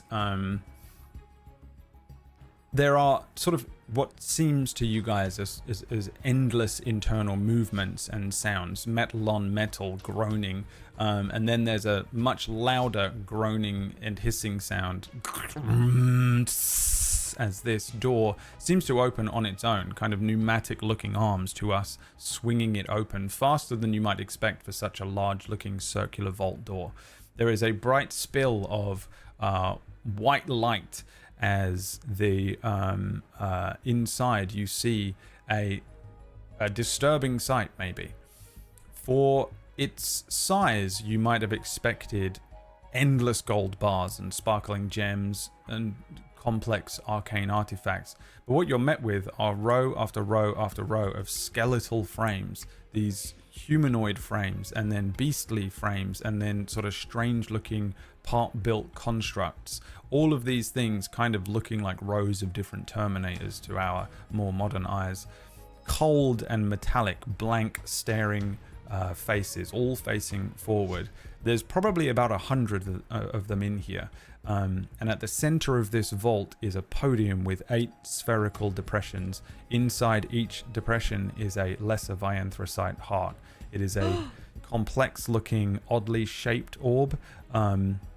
Concentric circles of metal turning over and over one another, each one with a purple glowing vianthrosite gem at the center, softly glowing Michaelis Artificery embossed carefully onto the side of each one. Yeah, I think I swiftly just step inside, no time to waste, pull out the bag, and just... I'm trying to remember our briefing. Were we supposed to steal 1 or 3? One or each. all? 3. One each. Not 3? Yep. Yeah, All one 3 each. of them. Yep. Okay. I just scoop 3 into the bag immediately, and then I wait a split second. I'm gonna take 1 more. And I put that in the bag. Okay. Yeah. Is there anything else in this room besides the rows I of... was just like, gonna say that. yeah, the rows of Terminators and the 8 things. You mentioned something about like Vire coils. That's Weapons and stuff like there that. are weapons that are on the outside, but roll me an investigation check while you're in here. Okay. Can I also ask, would we have seen anything like the skeletal frames before, or is this the first time that we would have seen something like this? You would have seen constructs like this, Right. But the humanoid ones certainly they seem to just be the same as the ones that were marching around outside. Okay. They're also very similar to the ones that the military use and the law use around town. Again, they've adjusted them How to many make of them them look are more there? human. But there are 100 of them in here. In Oh, wow. town, That's horrifying. moving Okay. moving around town, they're very rare. Right. Joe and the other true vianthrosite heart constructs also exist, so it's possible and very likely that you would have seen one of the Joe models moving around the town. I think even very so, rarely. Slip feels very uncomfortable with there being 100 of them and just how intimidating There's a lot they of look. them. As far as you were aware, the amount of these things in the city were maybe 30. They have a fucking in- army in here. and they had 2 moving around Oh on my the God. outside. Mm. And as far as you can tell, like the military haven't employed them at all. They don't use them as part of their external forces or up on the walls of the city. You've never seen them marching around. The military move around the kingdom all the time dealing with stuff, and you've never seen the constructs with them. But in town, they've just started using them to back up many of the officers, and they're pretty rare still. 100 of them just sitting here casually is one thing, but there are also different ones. There are some in here that are shaped like dogs. There are some in there that are shaped like really nothing that you can make sense of, but could easily be made to be bigger. It's kind of got like an animal shape to it, but it's so thin, it's like the skeleton of a bear. You can see some that are coated and they're literally dogs, and there's maybe 20 of those. There are maybe 15 of the much larger ones, and then there are 4 that are just coils that appear to be kind of like snakes or something that could be used to move into smaller areas and move around and wiggle down drain pipes or something like that. About the size of a snake as well, like small. In regards to the 8 of the investigation check, you can see that there are cabinets on the podium that would be able to be pulled out, but they all have individual looking locks on them. Lots of little like maybe they're like safety deposit box looking things to you, much smaller. Other than that, you're really like mostly it's just these constructs, then the lesser anthracite hearts. None of these constructs have lesser anthracite hearts in their chests. They're all the skeletons. There are only 8 hearts in the middle. Can I would just like to roll to see if Lou notices or is able to identify any of the 4 that our main characters end up running into. I know she doesn't know what to look for, but I feel like those would stand out in general if they were in here. You know? Yeah. I'll give it to you without a roll, because we God. also as an audience would be able to recognize them. That's what I mean. And no. Okay. Lancelin and Scarlet, if you imagine like almost literally like kind of a bright chrome color, the classic like T100 without its head is kind of what these things look like. Okay. Lancelin and Scarlet are dark metal because they used these things look like they're probably made out of like high level steel and then maybe bits of like high level metals, orichalcum and adamantine. Okay. Lancelin and Scarlet are like they were like purely made out of adamantine, and they had so much more bulk and individuality to them. They had so many more, they were more precisely built. They were like custom built. The way that their bodies were able to move were much more complex than these ones. These would move around like a classic robot, you know, doing the robot dance for those of you listening. These ones are far less capable looking than Lancelin and Scarlet, which were very close to like human, like, you know what I mean? Like, or what we might consider in the D&D world as like a warforged.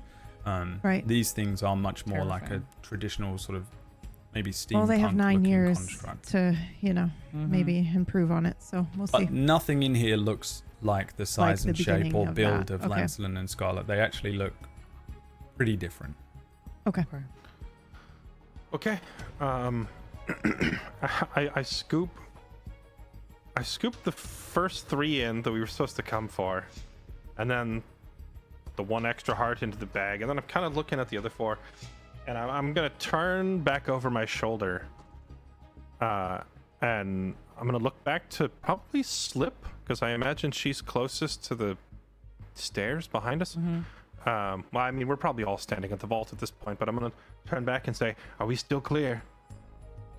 As far as I can tell. Behind then you, Slip. Oh. Moving up the stairs, there is multiple security people and the old tiefling man. And you guys in the vault, it's one of those shots where the 3 of you are in this brightly lit vault. You shovel the things into the bag, and then the camera zooms all the way back to the other side of this room. And there's a security man that says, "There we go, we got him, Mr. Broomstick. Yous was right, they was thieving and stealing." And he nudges the old tiefling, who is Mr. Broomstick. And Oh no. Broomstick says, Quickly, activate the dogs. "What are you doing?" Activate the dogs. I scoop all the hearts at this point because there's no like I'm just like whatever, and I get get out of the vault is the first thing in case they're gonna close it. I'm not gonna get stuck in there, so I just grab it. I asked the question: did they come up the staircase that we came up, and if so, did any of the stuff I set up stop them? More importantly, the ball bearings. Here is a flashback to a few minutes ago. A guy runs around that corner, runs into the oil, hits the ball bearings, slides, falls over, and then says, "Well, bloody hurry up then, will ya?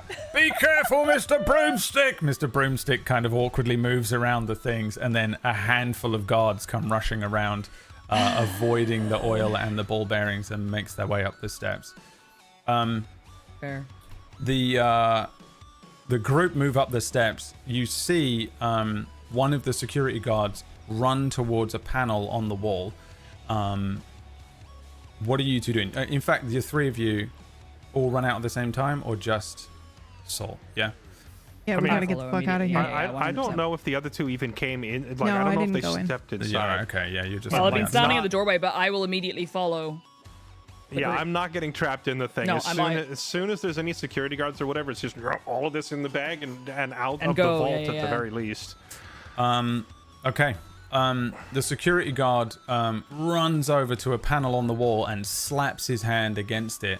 There's a kind of alarm that goes off that probably doesn't sound much like this, but I always go to it anyway. As the place kind of erupts in noise. From the walls in the center of this room, underneath where some of the weapons and shelving units are that are holding those stuff on the outside, two panels open up, and two metallic-looking dog-shaped constructs come running out. Purple vianthrosite hearts as heads. There's a it doesn't have like a full dog's head exactly. It just has a dog-shaped body and then a dome of latticed metal and then a vianthrosite heart locked into the top of it, looking more like a vianthrosite brain on this thing.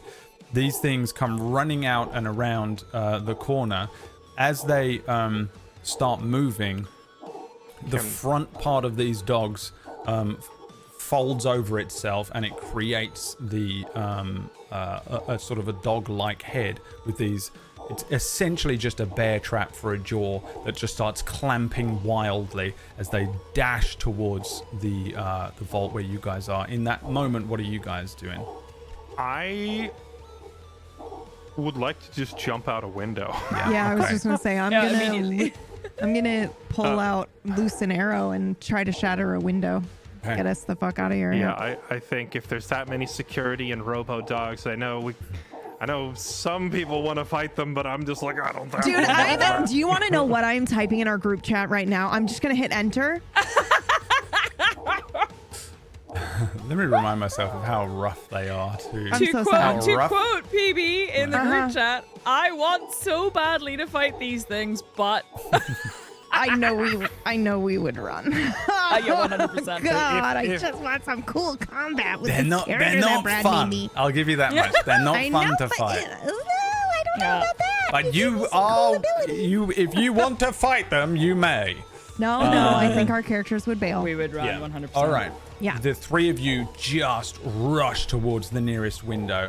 What is the approach for this window? What you are looking at is a very large-looking stained glass window with just random isometric patterns in it, with kind of crossbars at places. The whole thing isn't glass. You kind of have to. Oh, so really how aim would this. we get out of it? It's if huge. crossbars at places, like it's enough for us to get out? You can fit through it, yeah. It's just Okay. that a sort of a chaotic jump at this window might involve headbutting if a metal bar. If I aim at it with a bow, can I break it? Is it that type of glass where if I'm find out. firing an arrow through it? Okay. Roll While me. she's- Yeah. While she's doing that, I'm also going to start casting a spell, and I'm probably going to just wait and see if the arrow breaks the glass or not before I loose the spell. Yes. What were you about to say?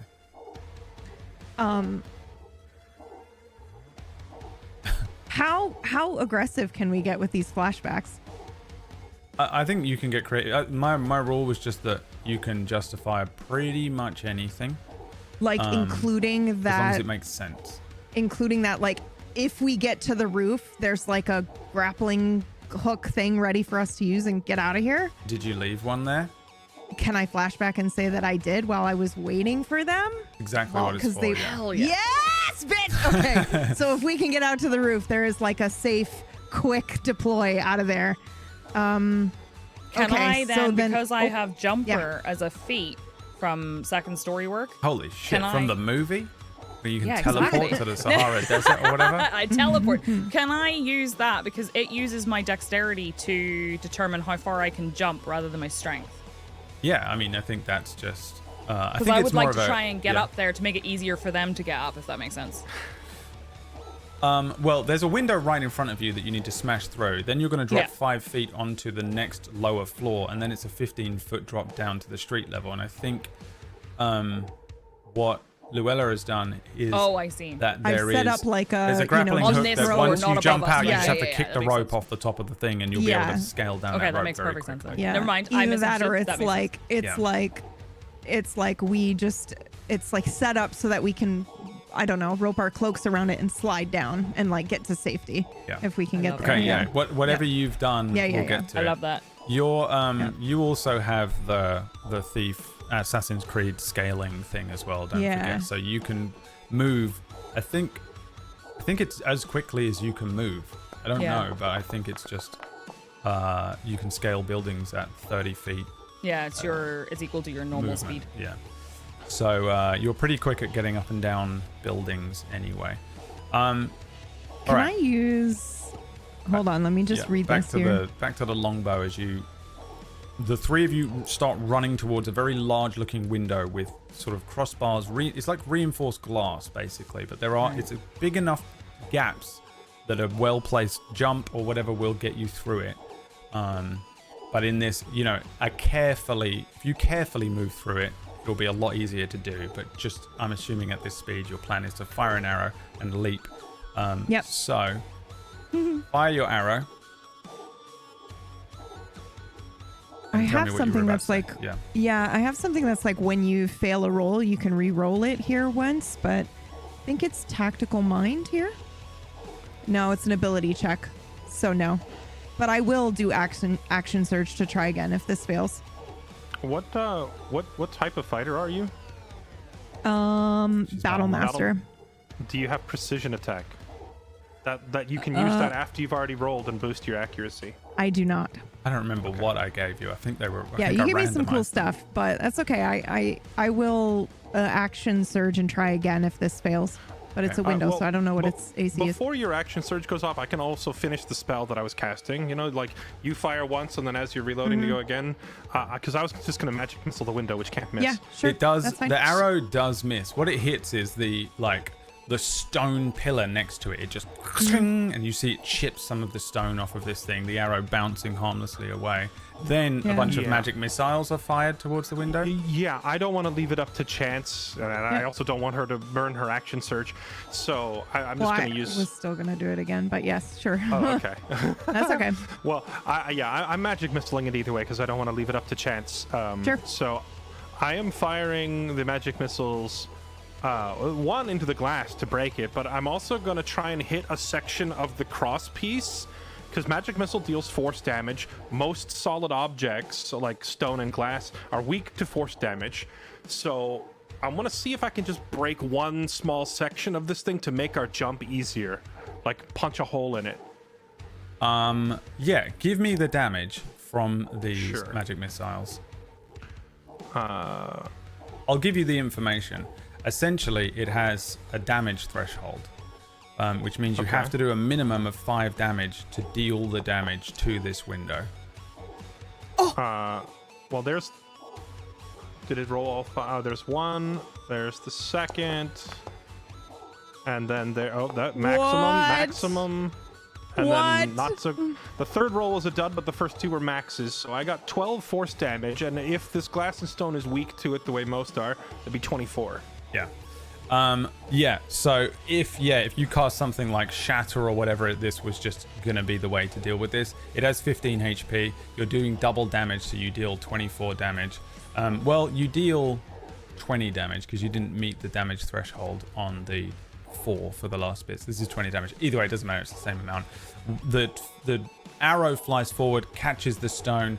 Then these 3 magic missiles are launched. One of them strikes the glass. You see it crack. The second one smashes through it. The third magic missile just harmlessly passes through and dissipates. The window bursts through. There's now a clean-looking gap for you to jump through as you each rush towards this thing. What is the approach now? I would still like to use my action surge. Yes. And I would like to, because that's separate from movement, right? Or I'm assuming we are now like on turn and movement and one action and stuff, right? I mean, yeah, we'll do the thing that we did with the rock, where it's just go for it. Tell me what you're doing. Okay, because I was gonna I'm gonna action surge and dash to get up there as quickly as I can, or I'm gonna do an attack on someone behind us as we're trying to escape. I think you guys are close enough to the window that you can make it on your movements. Okay, perfect. So you don't need to use an action surge to dash. I'm going to let you guys be at the window, basically. Okay, cool. Then I'll do that then. Turn. The dogs are pretty far away from you, though. Yeah. The dogs are, right. I mean, this might not be to scale exactly, but let's say you guys are like up here somewhere. The dogs are still down here. They're like 60, 70 feet away. Okay. Probably more like 60. But they're moving very fast. Like these things are blitzing across the ground. You know, like how a dog is really fast anyway. These things are like on that level. The legs are just moving underneath it. The security guards are rushing up the stairs.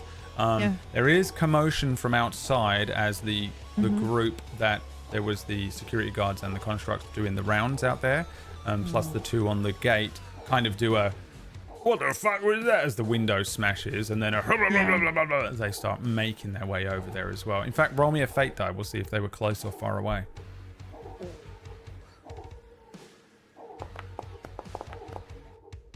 Pretty close. 5.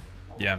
They like turn back, and I think from their perspective and us watching them, you know, as if this were a movie, see the window burst outwards, and they suddenly turn and they're activated and they start moving backwards down towards this area. But again, we're in a paused freeze frame here, so you may use your action surge to do something if you want. Well, if you're saying we can get to it without using the action surge, then I'll do that. Yeah. Okay. Yeah. I'm just making it for the window as badly as I want to stay and fight these puppies. I know you're desperate to burn that action surge on something, but No, it's okay. I'm just telling you. Only if we need it. What's going on around you. We still might. Yeah, Yeah. we still might. Don't worry. Yeah, you 3 can get to the window. What's the order? How are you getting through this window? Again, like if you imagine it's like maybe 3 by 3 feet. So it's not like you can just leap through this thing. You kind of have to either climb through carefully, or if you're going to try and jump through it, it's going to be basically an acrobatics check. Was I not successful in breaking out a section of the crossbeam or whatever to try and make the gap wider? I thought with the damage that I rolled, I might have done it.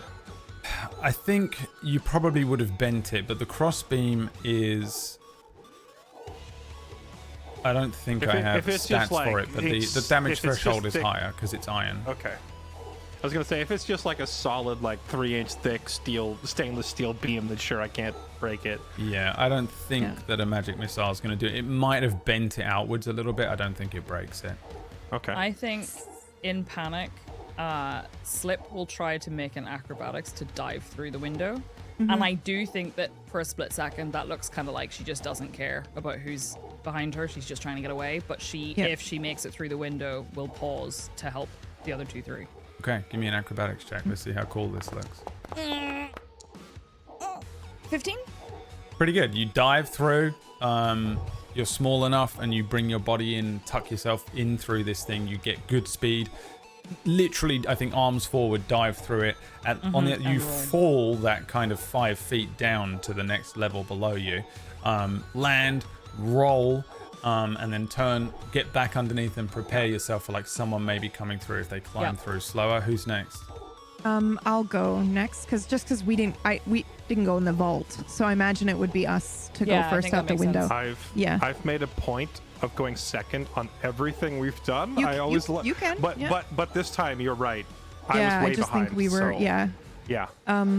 Okay. I think so I'll be like, my hands will be up and I'll be like, come on, we gotta go. Yeah, I will also kind of like try to dive through the fucking window if I can. Okay. 11. 11 is a fail on your acrobatics check Amazing. here. You tell me how. I think I guess I'll just hit the crossbeam. Okay. Yeah. Roll me a d2. All right. Is she able to assist me through the window? I'm going to determine It's as to 5 whether feet, this right? is So- a... All right. 2. Wait, 2? Yeah. So what happens to you, this was basically either you go through and take damage or you straight up get stuck. Maybe this is your swords jamming or something like that, but you pretty much just go to dive through this thing and it's kind of awkward, maybe a little embarrassing under different circumstances. Maybe it would be hilarious under other circumstances, but unfortunately you just kind of hit this thing. It's hard. You get caught, something catches, and then your legs are on one side, your body's awkwardly hanging out the other, your arms kind of tucked under you, and you're stuck in there for a second. Okay. Okay. At this point, I think Salt is behind you. Yeah. I'm probably Slip is under you. I'm probably not stopping because if I stop, I die, or I. I'm at the very probably least get trying to caught. like cut. If you've got like a belt or something that's snagged, I'm trying to like cut it and just pull you through. I'm going to make my own jump, but have you ever been to if you've ever been to like a water park, you know how you hold the bar and then you go through feet first and you like swing through. I do that, except I'm holding the window and I put my feet on her and I just try to and I try to shove her through, hoping that it'll like snap her, like her it's just her belt is caught, right? It probably can't take the full body weight of 2 people, especially if I ram into it. So I just try to shove her through. All right. Give me an athletics check with advantage because Slip is helping on the other side of this. Okay. How athletic is my character? Anyway, advantage. We pray. Let's go. 17. Wow. Yes! Maybe you just, I mean, sometimes strength isn't just muscles, it's like velocity Momentum. I and think momentum. Yeah. You just just a very Sheer force of will. it's desperation, but it's also a perfect angle. I get the height, clamp onto the bar, and It's then just you, full you just feel- gymnastics, like, yeah. you You're just feel gonna go. both feet square on your back, just like shove you through the hole. Exactly that. You strike the back kind of legs and backpack and swords in scabbarded part of Luella as your body collides into hers, and on the other side Slip like just cuts loose like a part of one of the sword scabbards maybe, and it just brings the sword through ahead of you, kind of clatters to the ground next to you, Slip, and then Luella, you are tumbling out of the top of this thing. Because you didn't roll for it, I'm going to say you don't take any damage, but you fall the 5 feet and just kind of awkwardly land. The wind maybe slightly knocked out of you as you roll It's okay, over. I broke your fall. Meant to do that. There, I left grappling. I think I just thud awkwardly next to you because I'm not an acrobat, and pushing you is everything I had. And I just- pick up your sword and shove it to you. Yeah, thanks. Oh, over there. Ours are way out. Okay, we And gotta I'll go. like point to what I left. Salt's got to get through. How are you doing this? Climbing through? I just carried like the same momentum that shoved her through. I went You go through through her. with it. Like I'm just landing on her, like just going through with her. It's not pretty. It was a brute force. Just get through the hole, and I just collapse onto her. You're going to have to roll me an acrobatics check as well. Okay. All who pass through must make check.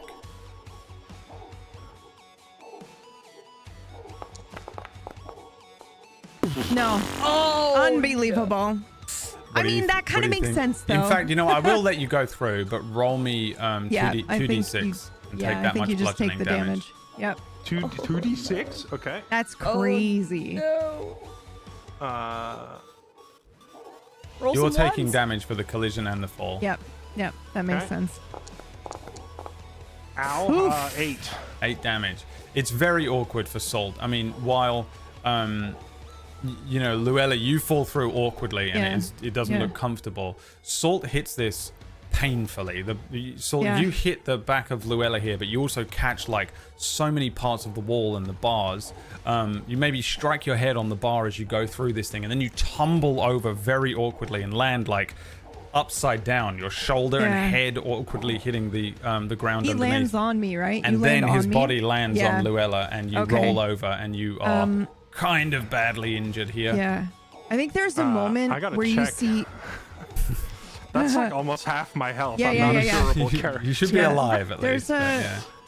There's a moment where you see, like, I am shocked, probably the most expressive that you've seen me thus far, and maybe a slight moment of fear and vulnerability, but then I steel myself. I grab a potion of healing out of my bag, and I just can I just say that I like smash it against him and that works, or does he have to drink it? Do I have to like feed it to him? I can like I No, am you can. hurt. You but can. you Actually, would- you do have to drink it in D&D. I was 'cause gonna they're not say, like, I magical. know D&D is like, nah, you gotta drink it, but it'd be I don't really know why cool they if I let you just do smashed it it up in, against him. in Baldur's Gate. Now that I'm thinking about it, they let you throw you it, but throw they it. always made a They let point you throw it. for it to be not a Baldur's- magical potion.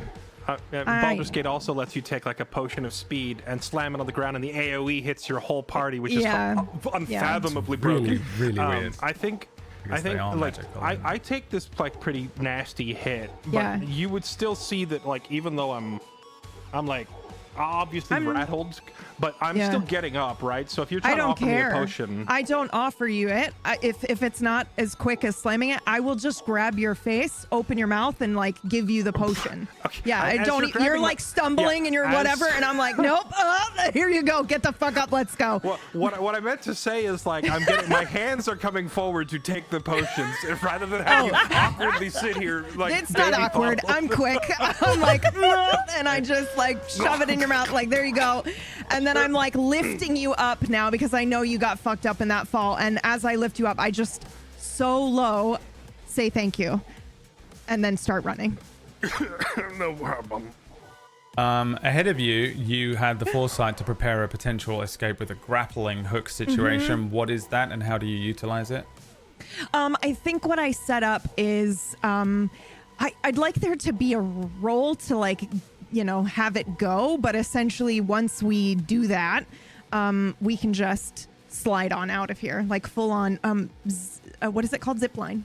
Zip line over the All right, give me a survival check then to see how well you've secured this zip line. Okay. Advantage or just regular? Why do you have advantage? Because I did it ahead of time and I used a flashback for it. I don't know. I don't know if You had have, it. you have tactical mind. You never used your tactical mind if you needed. You're right. You're What right. does that do? Okay. It just lets me re-roll a check like this if I fail it. Okay. Yeah, Okay. I don't think that this thing is that, like, you didn't...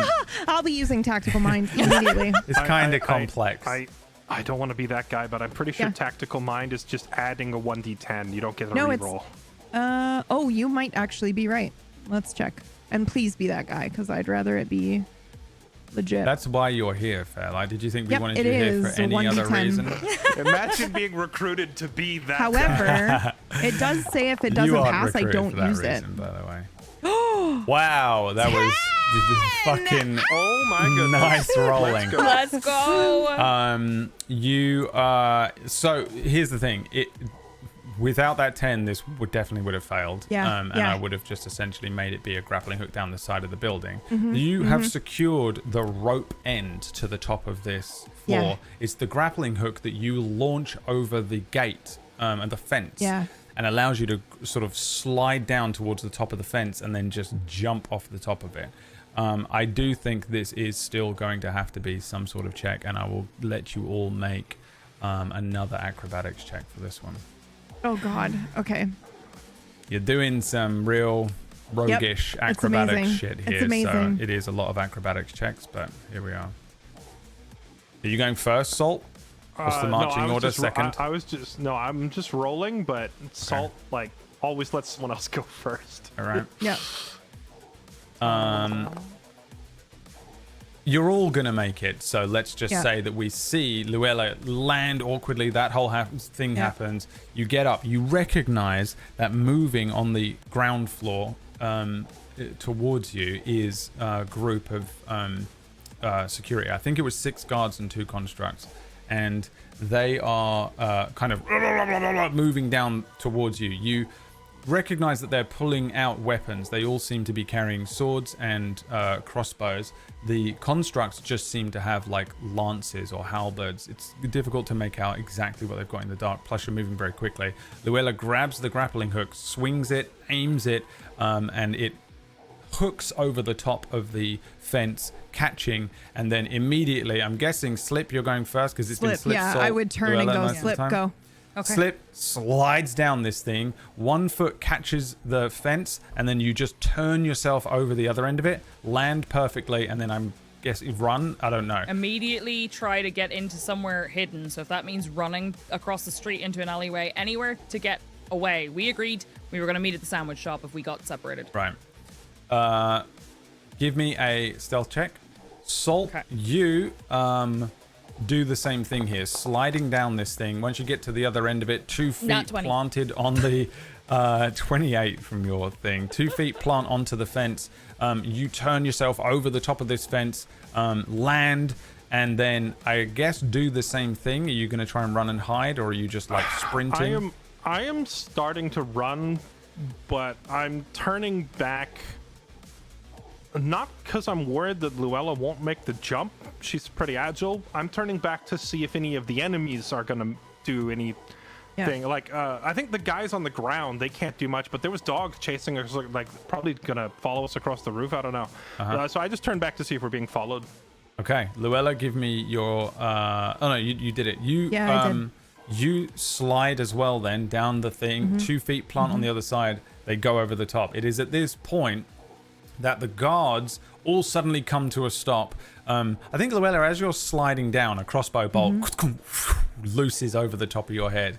And then they realize that you're over the fence. It's too high up for them to deal with or do anything with. And you hear the guard at the front say, back to the gate, back to the gate. They're outside the fence.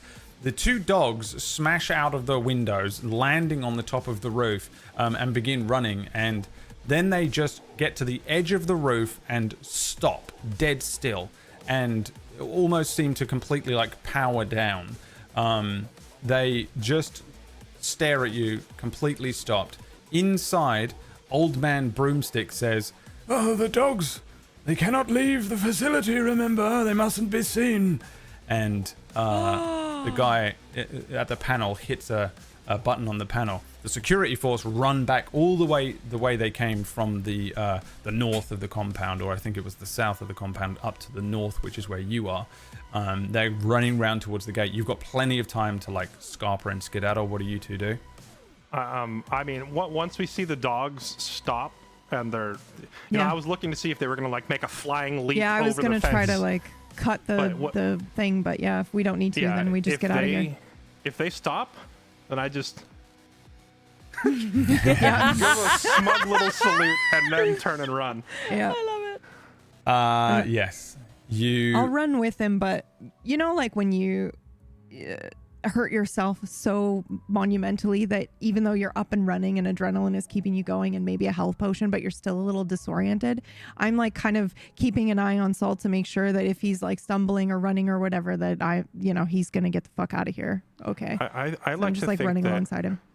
I like to think that a healing potion dulls the pain and allows you to recover faster, but it doesn't magically uninjure me. Yeah, so that's like, what I'm thinking. I clearly have like a broken rib in my, or maybe like my wrist is cranked at a weird angle that it looks unnatural.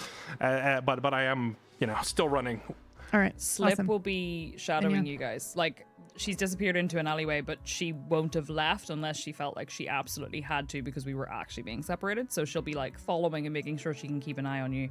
And I mean, if you look, you would see her, but I don't think we're looking. No, I don't think so. Yeah, so we're bailing out of here, right? Yeah, you're free. You've escaped. You've managed to escape them. There's no way that they'll catch you, to be honest. It's a big group of people that have to get through a gate with constructs, and you guys are more than capable of disappearing into the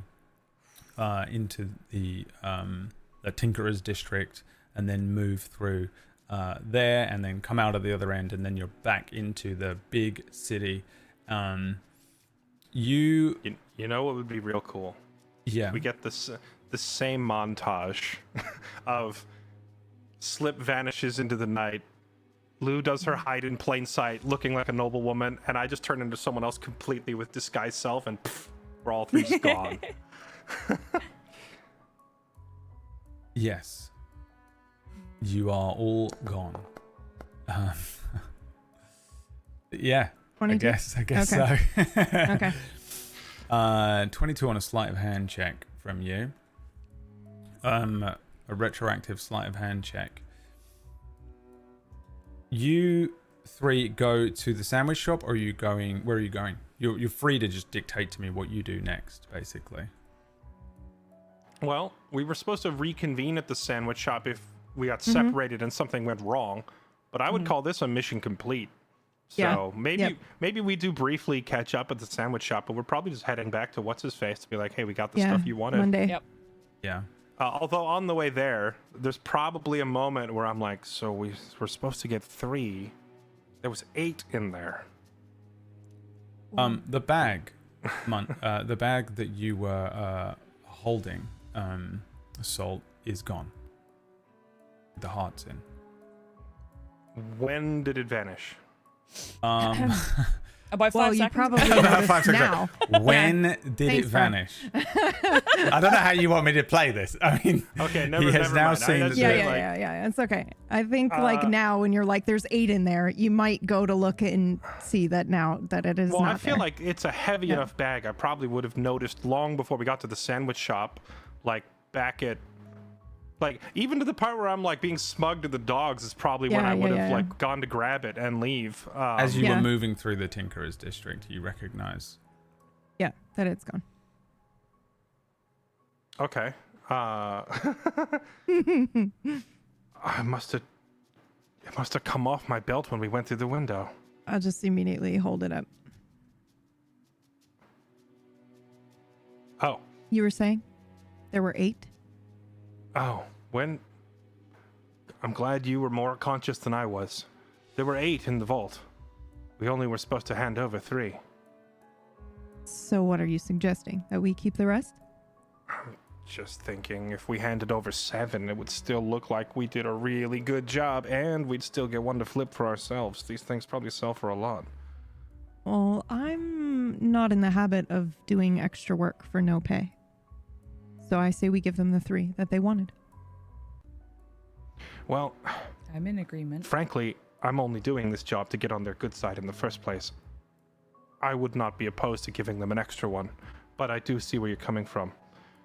Maybe we hand over 4, get a little good favor with, I forget the guy's name, curry a little favor by handing over 4 and still make money hand over fist off selling the other 4.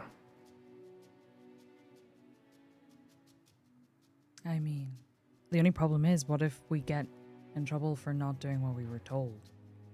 We were told to get 3. Yeah, and if we give him 4, maybe he tells us that we weren't supposed to steal an extra one. You think they're going to be mad that we scored even bigger than we were assigned? I'm just And saying, we could probably get away with also- more money. That's what I think. But also, I think it's a strategy. Steal enough that each of us had 3 in case one of us got caught. That's true. They might have been thinking we would have failed, but if one of us got out, we'd have split them 3 ways. I think so. They said 1 for each of you. True. We could always just go try to negotiate for extra as well if we just want to be more direct about it. I think that's a good idea. I don't know if I necessarily want to give my cut to them or even let them know I have anything extra yet. Okay, so what if we tell them we got 5 and we keep 1 each? Do with it as you please. All right. That's That fair seems for fair. all of us, yeah? Yeah. All right, and well, you've got the bag, so I do nothing. Yeah. Roll me All right, perception I'll- checks. Oh boy.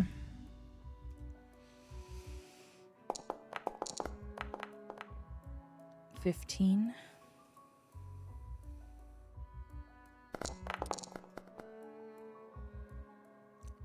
Two. 15 as well. Maybe Luella, you have your back to Yeah. one way, whereas the other two are facing you. Mm-hmm. When you guys finish having this conversation and you sort of say okay and then maybe go to turn, you recognize that there's a one-eyed cat sitting in the middle of the road watching you, just Mara. kind of cleaning its face. Oh no. As Luella goes to turn around, it just rushes into an alleyway and is gone very quickly. Well, our element of surprise might be gone. Can I do I need to roll an insight check to know that that was probably either a familiar or a druid, or can we You just assume are so? very aware of the fact that that Monday has this little Yeah, that was his cat that is around him a lot of the time. He seems to believe that it is a god or something like that. Okay. The cat will know when you're done. Yep. Yeah. And I'll say Cat might have overheard our conversation, but honestly, I don't think it changes anything. If they I want, don't think so either. If they want to buy it off us, they can, but they contracted us for 3. That's true. They didn't ask for any more. They're getting 2 extra. precisely, we're already going above what they asked for. Also, I got Caster Ocean's sword. It's on a roof over there. We can get it later and sell it. Split the money. It looked like it'd be worth something. We don't need to split it. You're the one who got it. I don't If mind anything, sharing. you 2 can split it. I mean, I won't say no. We did this all as a team. I think we split the proceeds as a team. I agree. I look you up and down, Slip, and I think it's a moment of, I wish I just couldn't control myself, as I'm like, you clearly need the money and I don't. And I go, no, that's okay. You can take my share. Okay. Slip does not pick up on this at all. Okay, perfect. I I hate playing might. a rich person. Please kill this character immediately. I think I might have Fucking- picked up on it, but actually, Yeah. no. You know what? No, I wouldn't. I'm an eccentric weirdo who talks to dead people. I Yeah. think my socializing is not there. If anything, I'm less concerned about money than anyone else in the group. Not because I'm rich, but because I'm weird. You're weird, yeah. Slip's I like it, concerned about whatever. money, but I think she gives off the impression that she's perhaps stolen more than she should have in the past and gotten into deeper shit for it. Yeah. So she's now really wary of doing anything on her own. Oh, She's just I like, see. oh, okay, I'll take, that's fine. Yep, fair enough. However you want to do it. Let's go talk to this guy. Get this done. All right. Okay. You No, make you're your not. way through the mining Downtown. square, up, Sorry. make your way downtown, under the Undercity, back to Market Road, back to the Salt Wards, that kind of grimy slum, and make your way back to the house, this kind of condemned building in a row of multiple different houses, and step inside, just walking in, doing anything before you get there. Making sure yeah, we're I- not followed. is Yeah, our making sure we're not followed. Yeah. And making Criminal sure we're not scoundrels. Yeah. Yeah. Give me an investigation check and what? Sorry, PB? Oh, just making sure that we're not about to walk into an ambush where they murder us for all we're worth, you know? Okay. Make I me think investigation 11. checks. I think before we go in, well, let me go ahead and give you the role you're looking for first.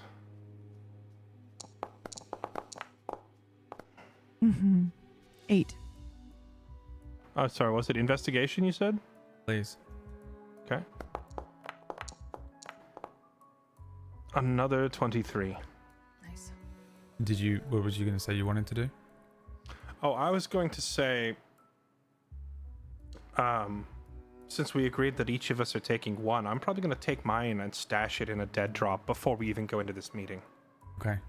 So how many do you have on you? 4. I would probably poke Luella and just motion to the bag and just kind of do like a gimme. not the Oh, whole bag, I would but have. like, Yeah, as we said, we're gonna split one each. I would have done that. Like, separated Okay. it, and then the bag is for them. So. yeah. If Yeah. she already gave me my one, then I think Yeah. like as we're on the way there, like I'm a spellcaster, but I'm also a criminal scoundrel. So I just kind of like step into an alleyway real quick and put it like up and behind on a ledge inside of a gutter somewhere where I know no one's gonna randomly reach up and find it, like a very out of the way spot. And then also make sure that I can find it later by looking to see if there's a landmark here. Like look for like there's a bright red rain gutter thing over there that's 20 paces that way, but so I can find it myself and then catch up with them. I was gonna say I will have taken mine, and I didn't have a dead drop where we were before with the sword, but I do have others around this area of the city, so I'll go to the nearest one I have, like just somewhere that I use to stash stuff. Yeah. And I'll have stashed it. And in this case, for me, it'll be literally like a loose cobblestone that I've dug out underneath. Yeah. And then stashed it there, and then covered it up again. Okay. Are you doing this as well? No, I'm keeping mine on me. Okay. So how many do? I'm not really intent on hiding the fact that we have extra. It's just more like I'm giving you what you wanted and 2 extra, I guess. But if they want another one and they want to ask me for it, then I'll have it on me. But Right. Yep. Okay. You're not followed. I think Salt, you're more able to determine than the others for whatever reason. You're maybe in charge of ensuring you're not being followed in this last portion of your heist. It doesn't feel like you were followed at all. You do get a weird sense as you approach this house. You see that cat again. I think it always maybe gives you a slightly uneasy feeling. As you approach the house, you see the cat at the end of the road again, and walk into an alleyway that would sort of... You get the sense that you're not being followed by guards or like city watch or anything like that, but this cat seems to have been lurking around the three of you and has maybe been following you all evening.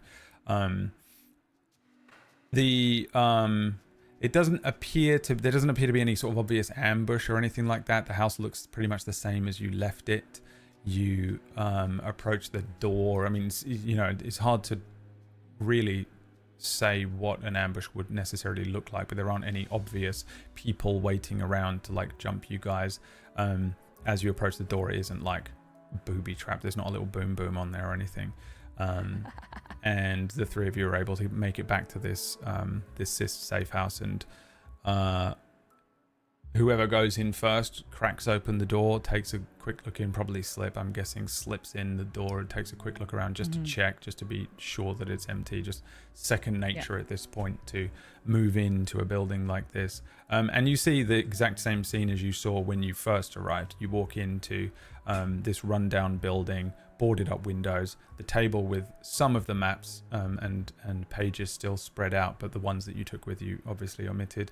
And behind it you see Monday again, this sort of half-elfin looking, it looks like he's maybe in his 30s, very much sort of a Fagin looking character, mixed with a little dash of classic D&D warlock. And he turns to you as the three of you maybe move in and close the door quietly behind you. He cocks his head to one side and says, "Something tells me you did it. And look, you're not even bleeding." Cut to Not too Salt, much. who is bleeding. Only a little bit. I might look a little visibly banged up and say, nothing we can't handle. Well, handle it. You did. Did you get the goods? And then some. And I'll hand him the bag with the 2 extra. That's going to pose a problem for us. Why is that? It's just a bigger target, isn't it? We really only needed 3 of them. Creates more of a ruckus. I would argue it creates the same amount of ruckus, and if If If it's we- getting caught with 3 that you shouldn't have, then I'd say that's probably a lot more more of a target directly on you. Right? Look, if only we 3 were could- stolen and then only 3 of whatever you're going to use them for show up, then surely you were the ones that stole it. If there are 5 and we decide to sell 2, Yeah, yada, yada, yada. right? All right. How many did Look, you take? if we could have got out of there quietly, we would have only grabbed 3. But alarms were blaring, people were yelling. Yada, yada, yada. How many did you take? Yeah.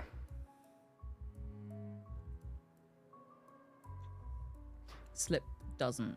You speak got at 4, this you point. got 5. How many 8. were even in there? 8. Sorry, I'm not going to lie. I'm going to say 8. Yeah, I knew Luella was going to tell the truth, so I was just waiting till PB got back to her mic. Hurry, my headphone cord is like stuck under my chair. I will be right back. But yes, I say 8. All right. Let's have a look at them then. I think. Yep. And I hand him the bag. Takes the bag. And Yeah. And how many then were in the I- bag? 4. 5. 5 We are gave in the them bag. 5. And then kept one each. then I say, and then we kept one each in case one of us got caught. Smart. He upends the bag carefully, and the 5 anthracite hearts roll out, and he looks across them and says, Means nothing to me, this. Whatever the hell these things are. He grabs one, picks it up, holds it up, and looks it over and places it down. He looks up and says, All right. Let's go see the Don, but you want to be a part of this or not? You want to join as one of us, or you want to just keep being a contractor? I'm in. I'm in. And I nod. Okay. When the Don asks for 3 less of anthracite hearts, it's free, right? If he wants you to jump 3 feet, you don't say how high you jump 3 feet. It's a very large operation, a well-greased machine.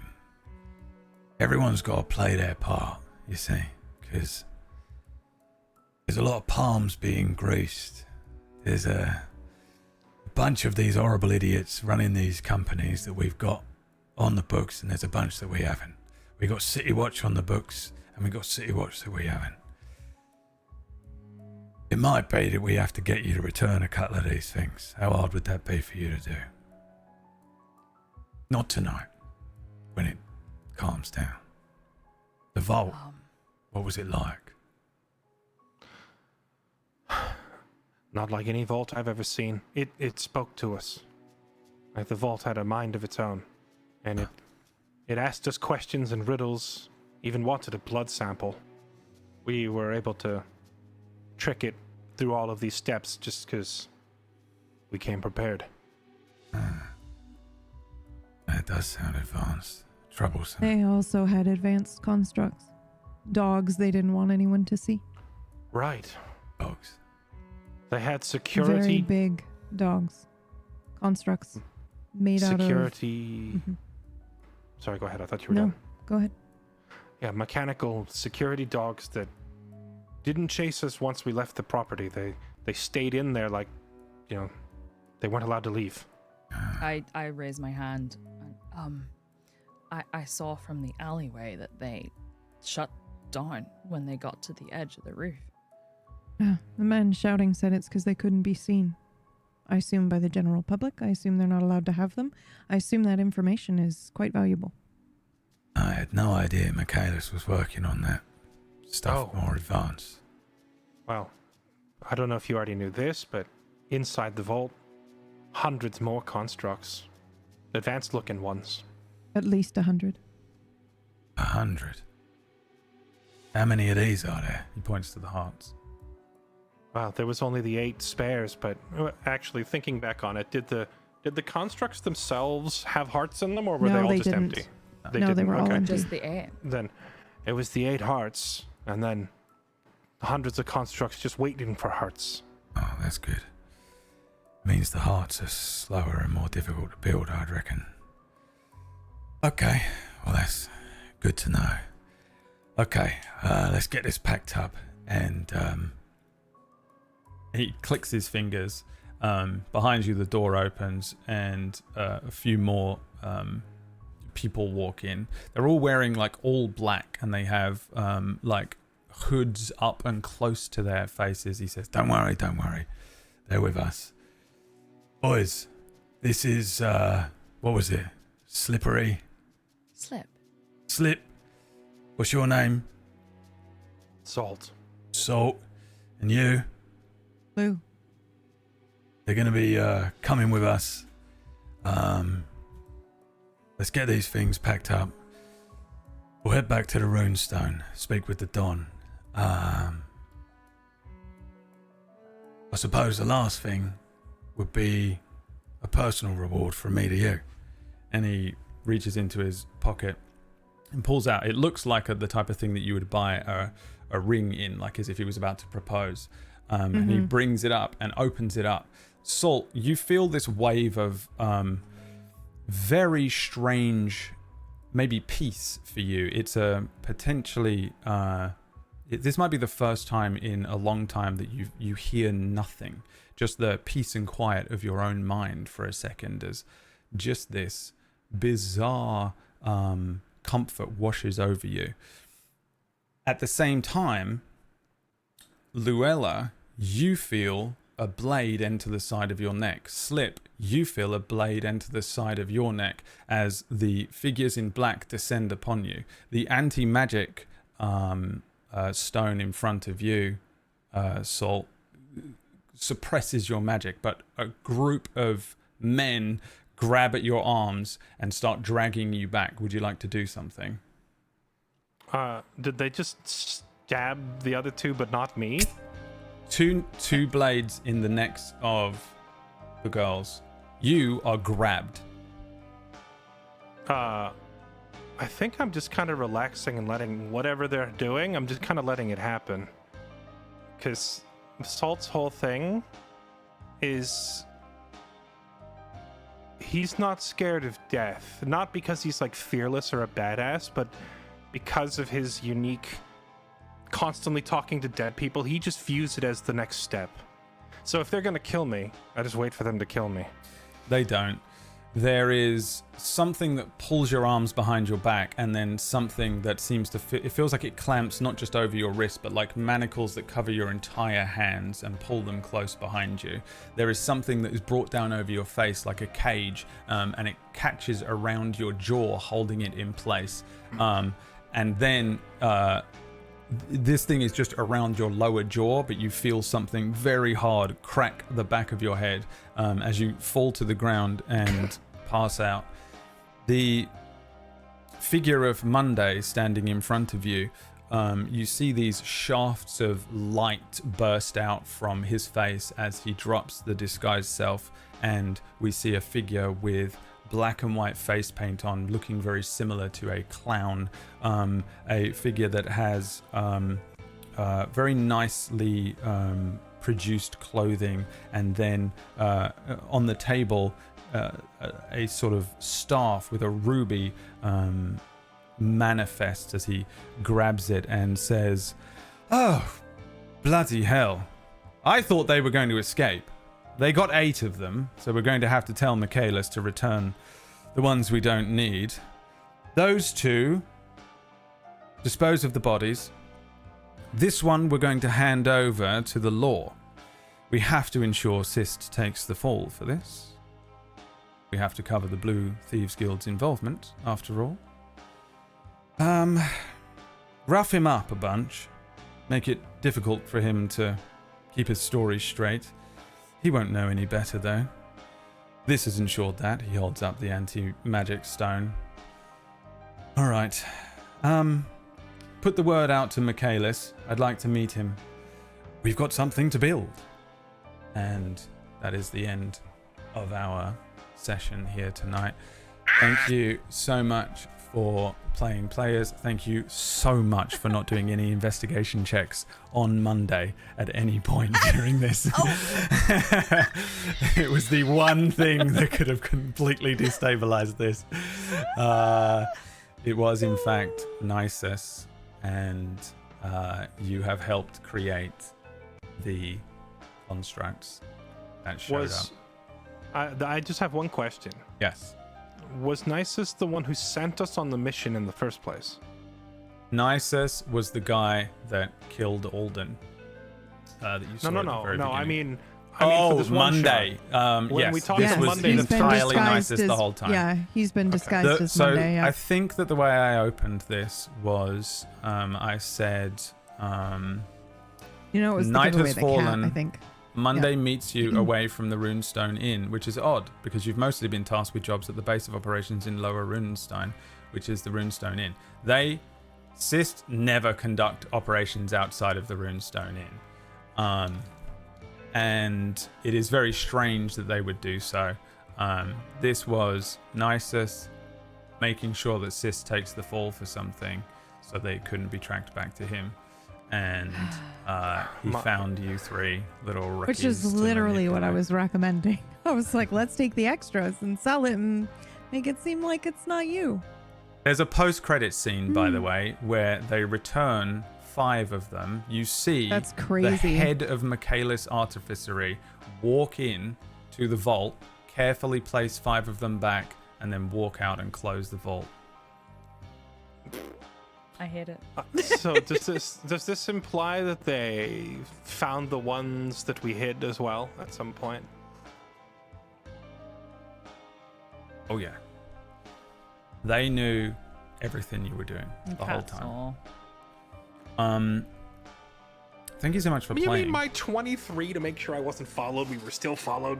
You were followed by the cat. Yeah, but you you did knew see that you were that. being followed by the cat. You weren't followed by anyone else. The cat followed you, and everything else. Because it's you a were one shot, correct with. I'm gonna let you slide. You were followed by the cat. I told you were followed by the cat, and it made you feel uncomfortable. You did have. And then you said it ran off, and then I said, okay, I'm gonna go hide my item. It did run off. It Slip. ran off into an alleyway. Didn't even think to check because she felt so special for getting recruited. Yeah, your little babies. I wanted to give you a really fun, portent moment of flash forward, but I knew it would ruin the cutscene, which has to be a cutscene because I have to close this and it has to just fit into the narrative because it's a prequel thing. It's in the past. It's 9 years ago. Yeah, Yeah. this was. Which is why I was like, I'm not going to ask any questions. There's I'm gonna an keep element that. to running That's good. these kinds of one shots, these flashbacks and flash sideways, where I just become the most railroady DM because That's I have to. Otherwise, it's we blow up the entire city and everyone is killed, and I'm like, but you don't though, and I'm sorry, but you don't. Slip set fire to the place. You could have. The thing is, you could technically have like gotten away or whatever, and we would have had to move into some ambiguity of how the Blue Thieves Guild managed to get a hold of these things. I mean, there was a part of me that was like, you could. He was still getting information from you on how to break into that vault regardless. Yep. So it's not like he couldn't have sent his own boys in to do it. So I was like, there's ways of it around that. But my general thing was just like, I have to just have a cutscene at the end. There are certain points in GMing where it's a cutscene and I don't give a fuck what you do. And really, it's only ever the very opening part of the game and then sometimes the final scene, end the whole thing. And it is a video game cutscene. So I had to bite my tongue earlier in the episode, but I did want to make the joke when PB was asking how aggressive our flashbacks could be. I was like, yeah, can we have a flashback of me paying off a construction crew to just tunnel under the entire artificery, collapse the whole building? No, but the I feel like Salt is because he's like an eccentric weirdo hearing ghosts all the time, he's not socially clued in enough to ever pick up on the fact that Monday might be an impersonator. I think if I also like imagine that you're like young and you're like, oh man, we're gonna be part of this gang. You're all like street kids as well. Like it's I think you'd be easily like, oh my god, it'd be like meeting someone famous and just like, whoa, And the Dawn relies wants on us. Yeah. he relies on telepathy too. That's another thing that's like I feel like if you're a telepath and you could actually hear people's thoughts, then you wouldn't develop the same level of insight as other people. Yeah, probably. Yeah, Like, you would develop You would weirdly. not be as good at reading people's faces and emotions if you could just 'Cause you directly wouldn't read their have to. head. You would never you need would skip to. right to that. But I mean, Salt lived, so, and this is 9 Yeah. years ago, so by now, who knows? Maybe he's out of prison. Then now you have a eccentric mind-reading necromancer thief wizard wandering around. He's somewhere out there. He's like the most horrific boss battle for your characters to run into. God damn. Should they? If we have to fight Salt later, you let me build the let me build the character. Let me build You're this playing character sheet. Salt. I'll Um, make a nightmare. I made a joke at some point, I think maybe on my stream or something, about like how the best thing I could make you players fight as the most horrible, dangerous thing is just Fairlight. I'll just put I make him play the thing that you're fighting, and I'll just run Rio for the fight. It would be so much worse for you as a group. Brad, It's you the most hype me up dangerous too thing much there is. sometimes. You know that. Well, there's also the fact that I'm he doesn't, Jesse. mechanics. I don't, first of all, It's- but mechanics aren't it- my it forte. is accurate. I'm not that strong mechanically as a DM. I'm a fucking little fucking theater kid who's like, the story though, and the cutscene, and they want to kiss each other, and then someone's like, what is a D4? And I'm like, I don't know, I've never heard of that. D&D is just a vehicle for me to tell this story with you guys, and I just don't have any better system than D&D to use for it. But while a lot of people play D&D because they enjoy D&D, I play D&D because I enjoy the story that it creates around the skeleton of the game itself. So like, that's the thing with my mentality. So I'm not very good with the mechanics, and you are really good with them. And I really think that the worst boss battle anyone should ever have to fight is just you being the whatever. I just give you a stat sheet and I'm like, you fight these players. I'll do it for my next, like whatever my next group is, whoever they are. At some point, You'll just bring in the Jesse. villain will just Yeah. be controlled by Jesse. You know, Something will land in front of them like fucking Sephiroth, and I'll just be like, and Fairlight, you take over. What do you want to do? It is kind of crazy how even enemies in D&D that don't seem all that dangerous can actually really mess you up if the DM is like actually trying to kill you. Like if he's not pulling any punches. Even like I remember playing with a DM once who we were just fighting wolves, right? But then when their turn came around, you know how they have pack tactics. Pack tactics on wolves is pretty rough. He was like, you know, most DMs would be like, this wolf walks up and it attacks you. Okay, next turn, this wolf walks up and it attacks you. Oh, it got pack tactics. He was like, this wolf walks up to you and it holds its action to attack you when another one comes within That's range and trigger. And then he He's has like, like 4 of them come up. And Yeah. he's like, now they all 4 bite you at once with advantage. And I'm just like, okay, that's how this is going to be. All right. The thing is, like, while I'm not the strongest mechanical DM in the world, I do feel like the thing with being a DM is you're just holding all of the cards. I could kill you at any moment if I wanted.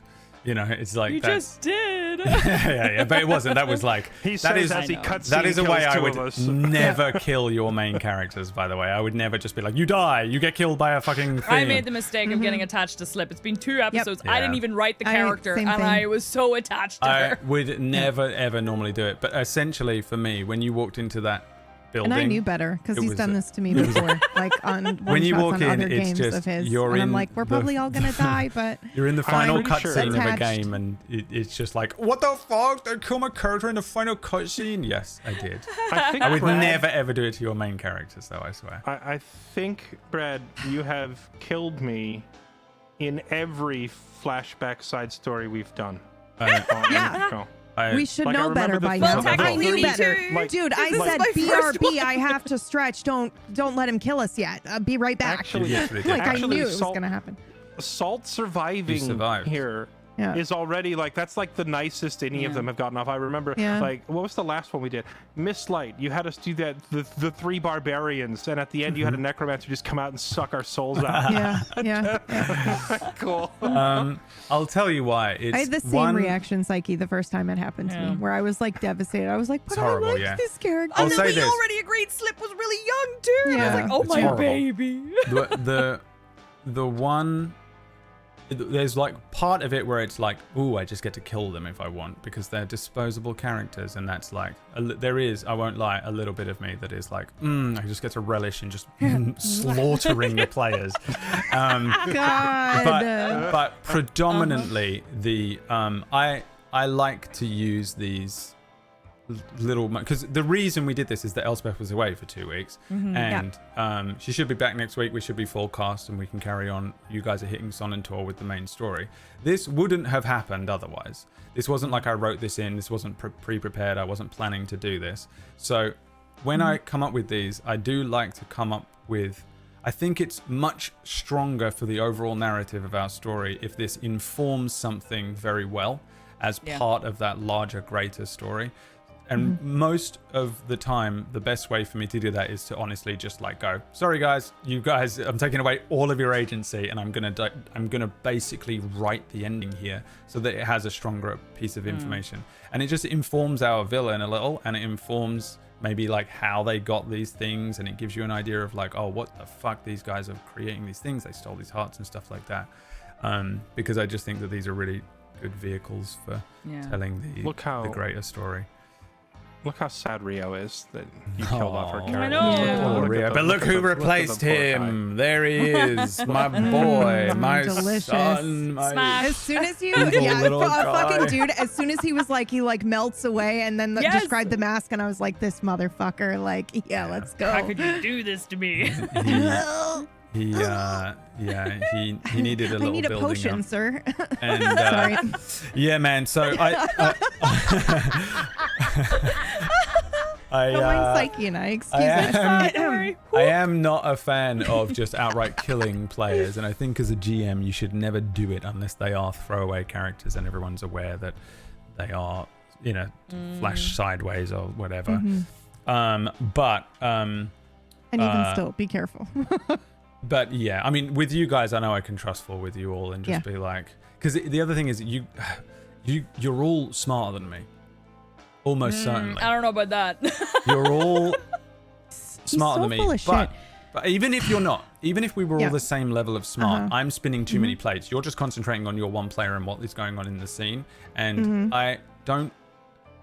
If I clue you in even slightly, even just to give you a fun little inform, we would have done another hour here where you would have escaped all of that ending, and and it wouldn't have informed the greater story in any way. And I'm just like, I have to make a choice here where I know these three will be okay with it. A knife enters your neck. Here was my problem, right? Because you did that, and I was like, I was so shocked, even though I should have really expected it. I was so shocked that I didn't even have an opportunity to like act it out or do anything. I was just like, I just gotta fade to black because otherwise I'm just gonna go, what? I died. Yeah, sorry. I'm dead. Sorry, you did die, but It is kind of ironic that the one character who views death as not a big deal is the one who lived. Yeah. That kind of sucks. Well, but also also I think you were the perfect choice for that because you are a little crazy. they wouldn't And believe even you. if you said, even if you they can said just make like, it that they don't believe. yeah, Yeah. this happened and this happened. He's definitely Yeah. using the insanity defense in court. Yeah. Like, Yeah. Your Honor, clearly my client, there was something wrong with The him. next, Look at him, he's crazy. The next time a player is away, we'll do that courtroom drama episode. Oh my God, Ace And I promise, Objection! I promise, I won't just randomly slaughter you all at the end because you will just be in an we actual have- court of law. Please clip this because he's definitely gonna do I'll it. definitely kill you. He'll definitely do it. As long as we can have objection points have that to. are like inspiration points. Yeah. Yeah, Yeah. we need Yeah. the animation and everything. Brilliant. You'll have to all put it The on like a animation. button press. Yeah. Oh man, I wonder the Phoenix Wright Ace Attorney board game. You have objection points. It'd be hilarious. This was a great example of the green room. which you can find Which- on merch.tablestory.tv for $5. Yes. Right? But once again, Mhm, not this week. mhm. We've given you a free green room here No, yeah, this was a sample. because we've got some other things going on. Because my players hate me now because I've forcibly killed their characters and they're never going to Yep. let me live it down. Yep. Um, I'm about to go cry, actually. could just wrap hopefully this you're up. not too pissed off about that. And if Mhm. you are, then all of your other characters are going to die next week. There'll be Godzilla strikes. Oh no. Thanks so much for playing, players. I hope, apart from the very last thing that happened to you, it wasn't the worst time in your life. I very much enjoyed running this for you guys for a couple It's of very weeks. fun. A funny little side story, backstory thing. We will be back again with our full crew next week. You know, so long as touchwood, no craziness happens and everyone's rip roaring and ready to go.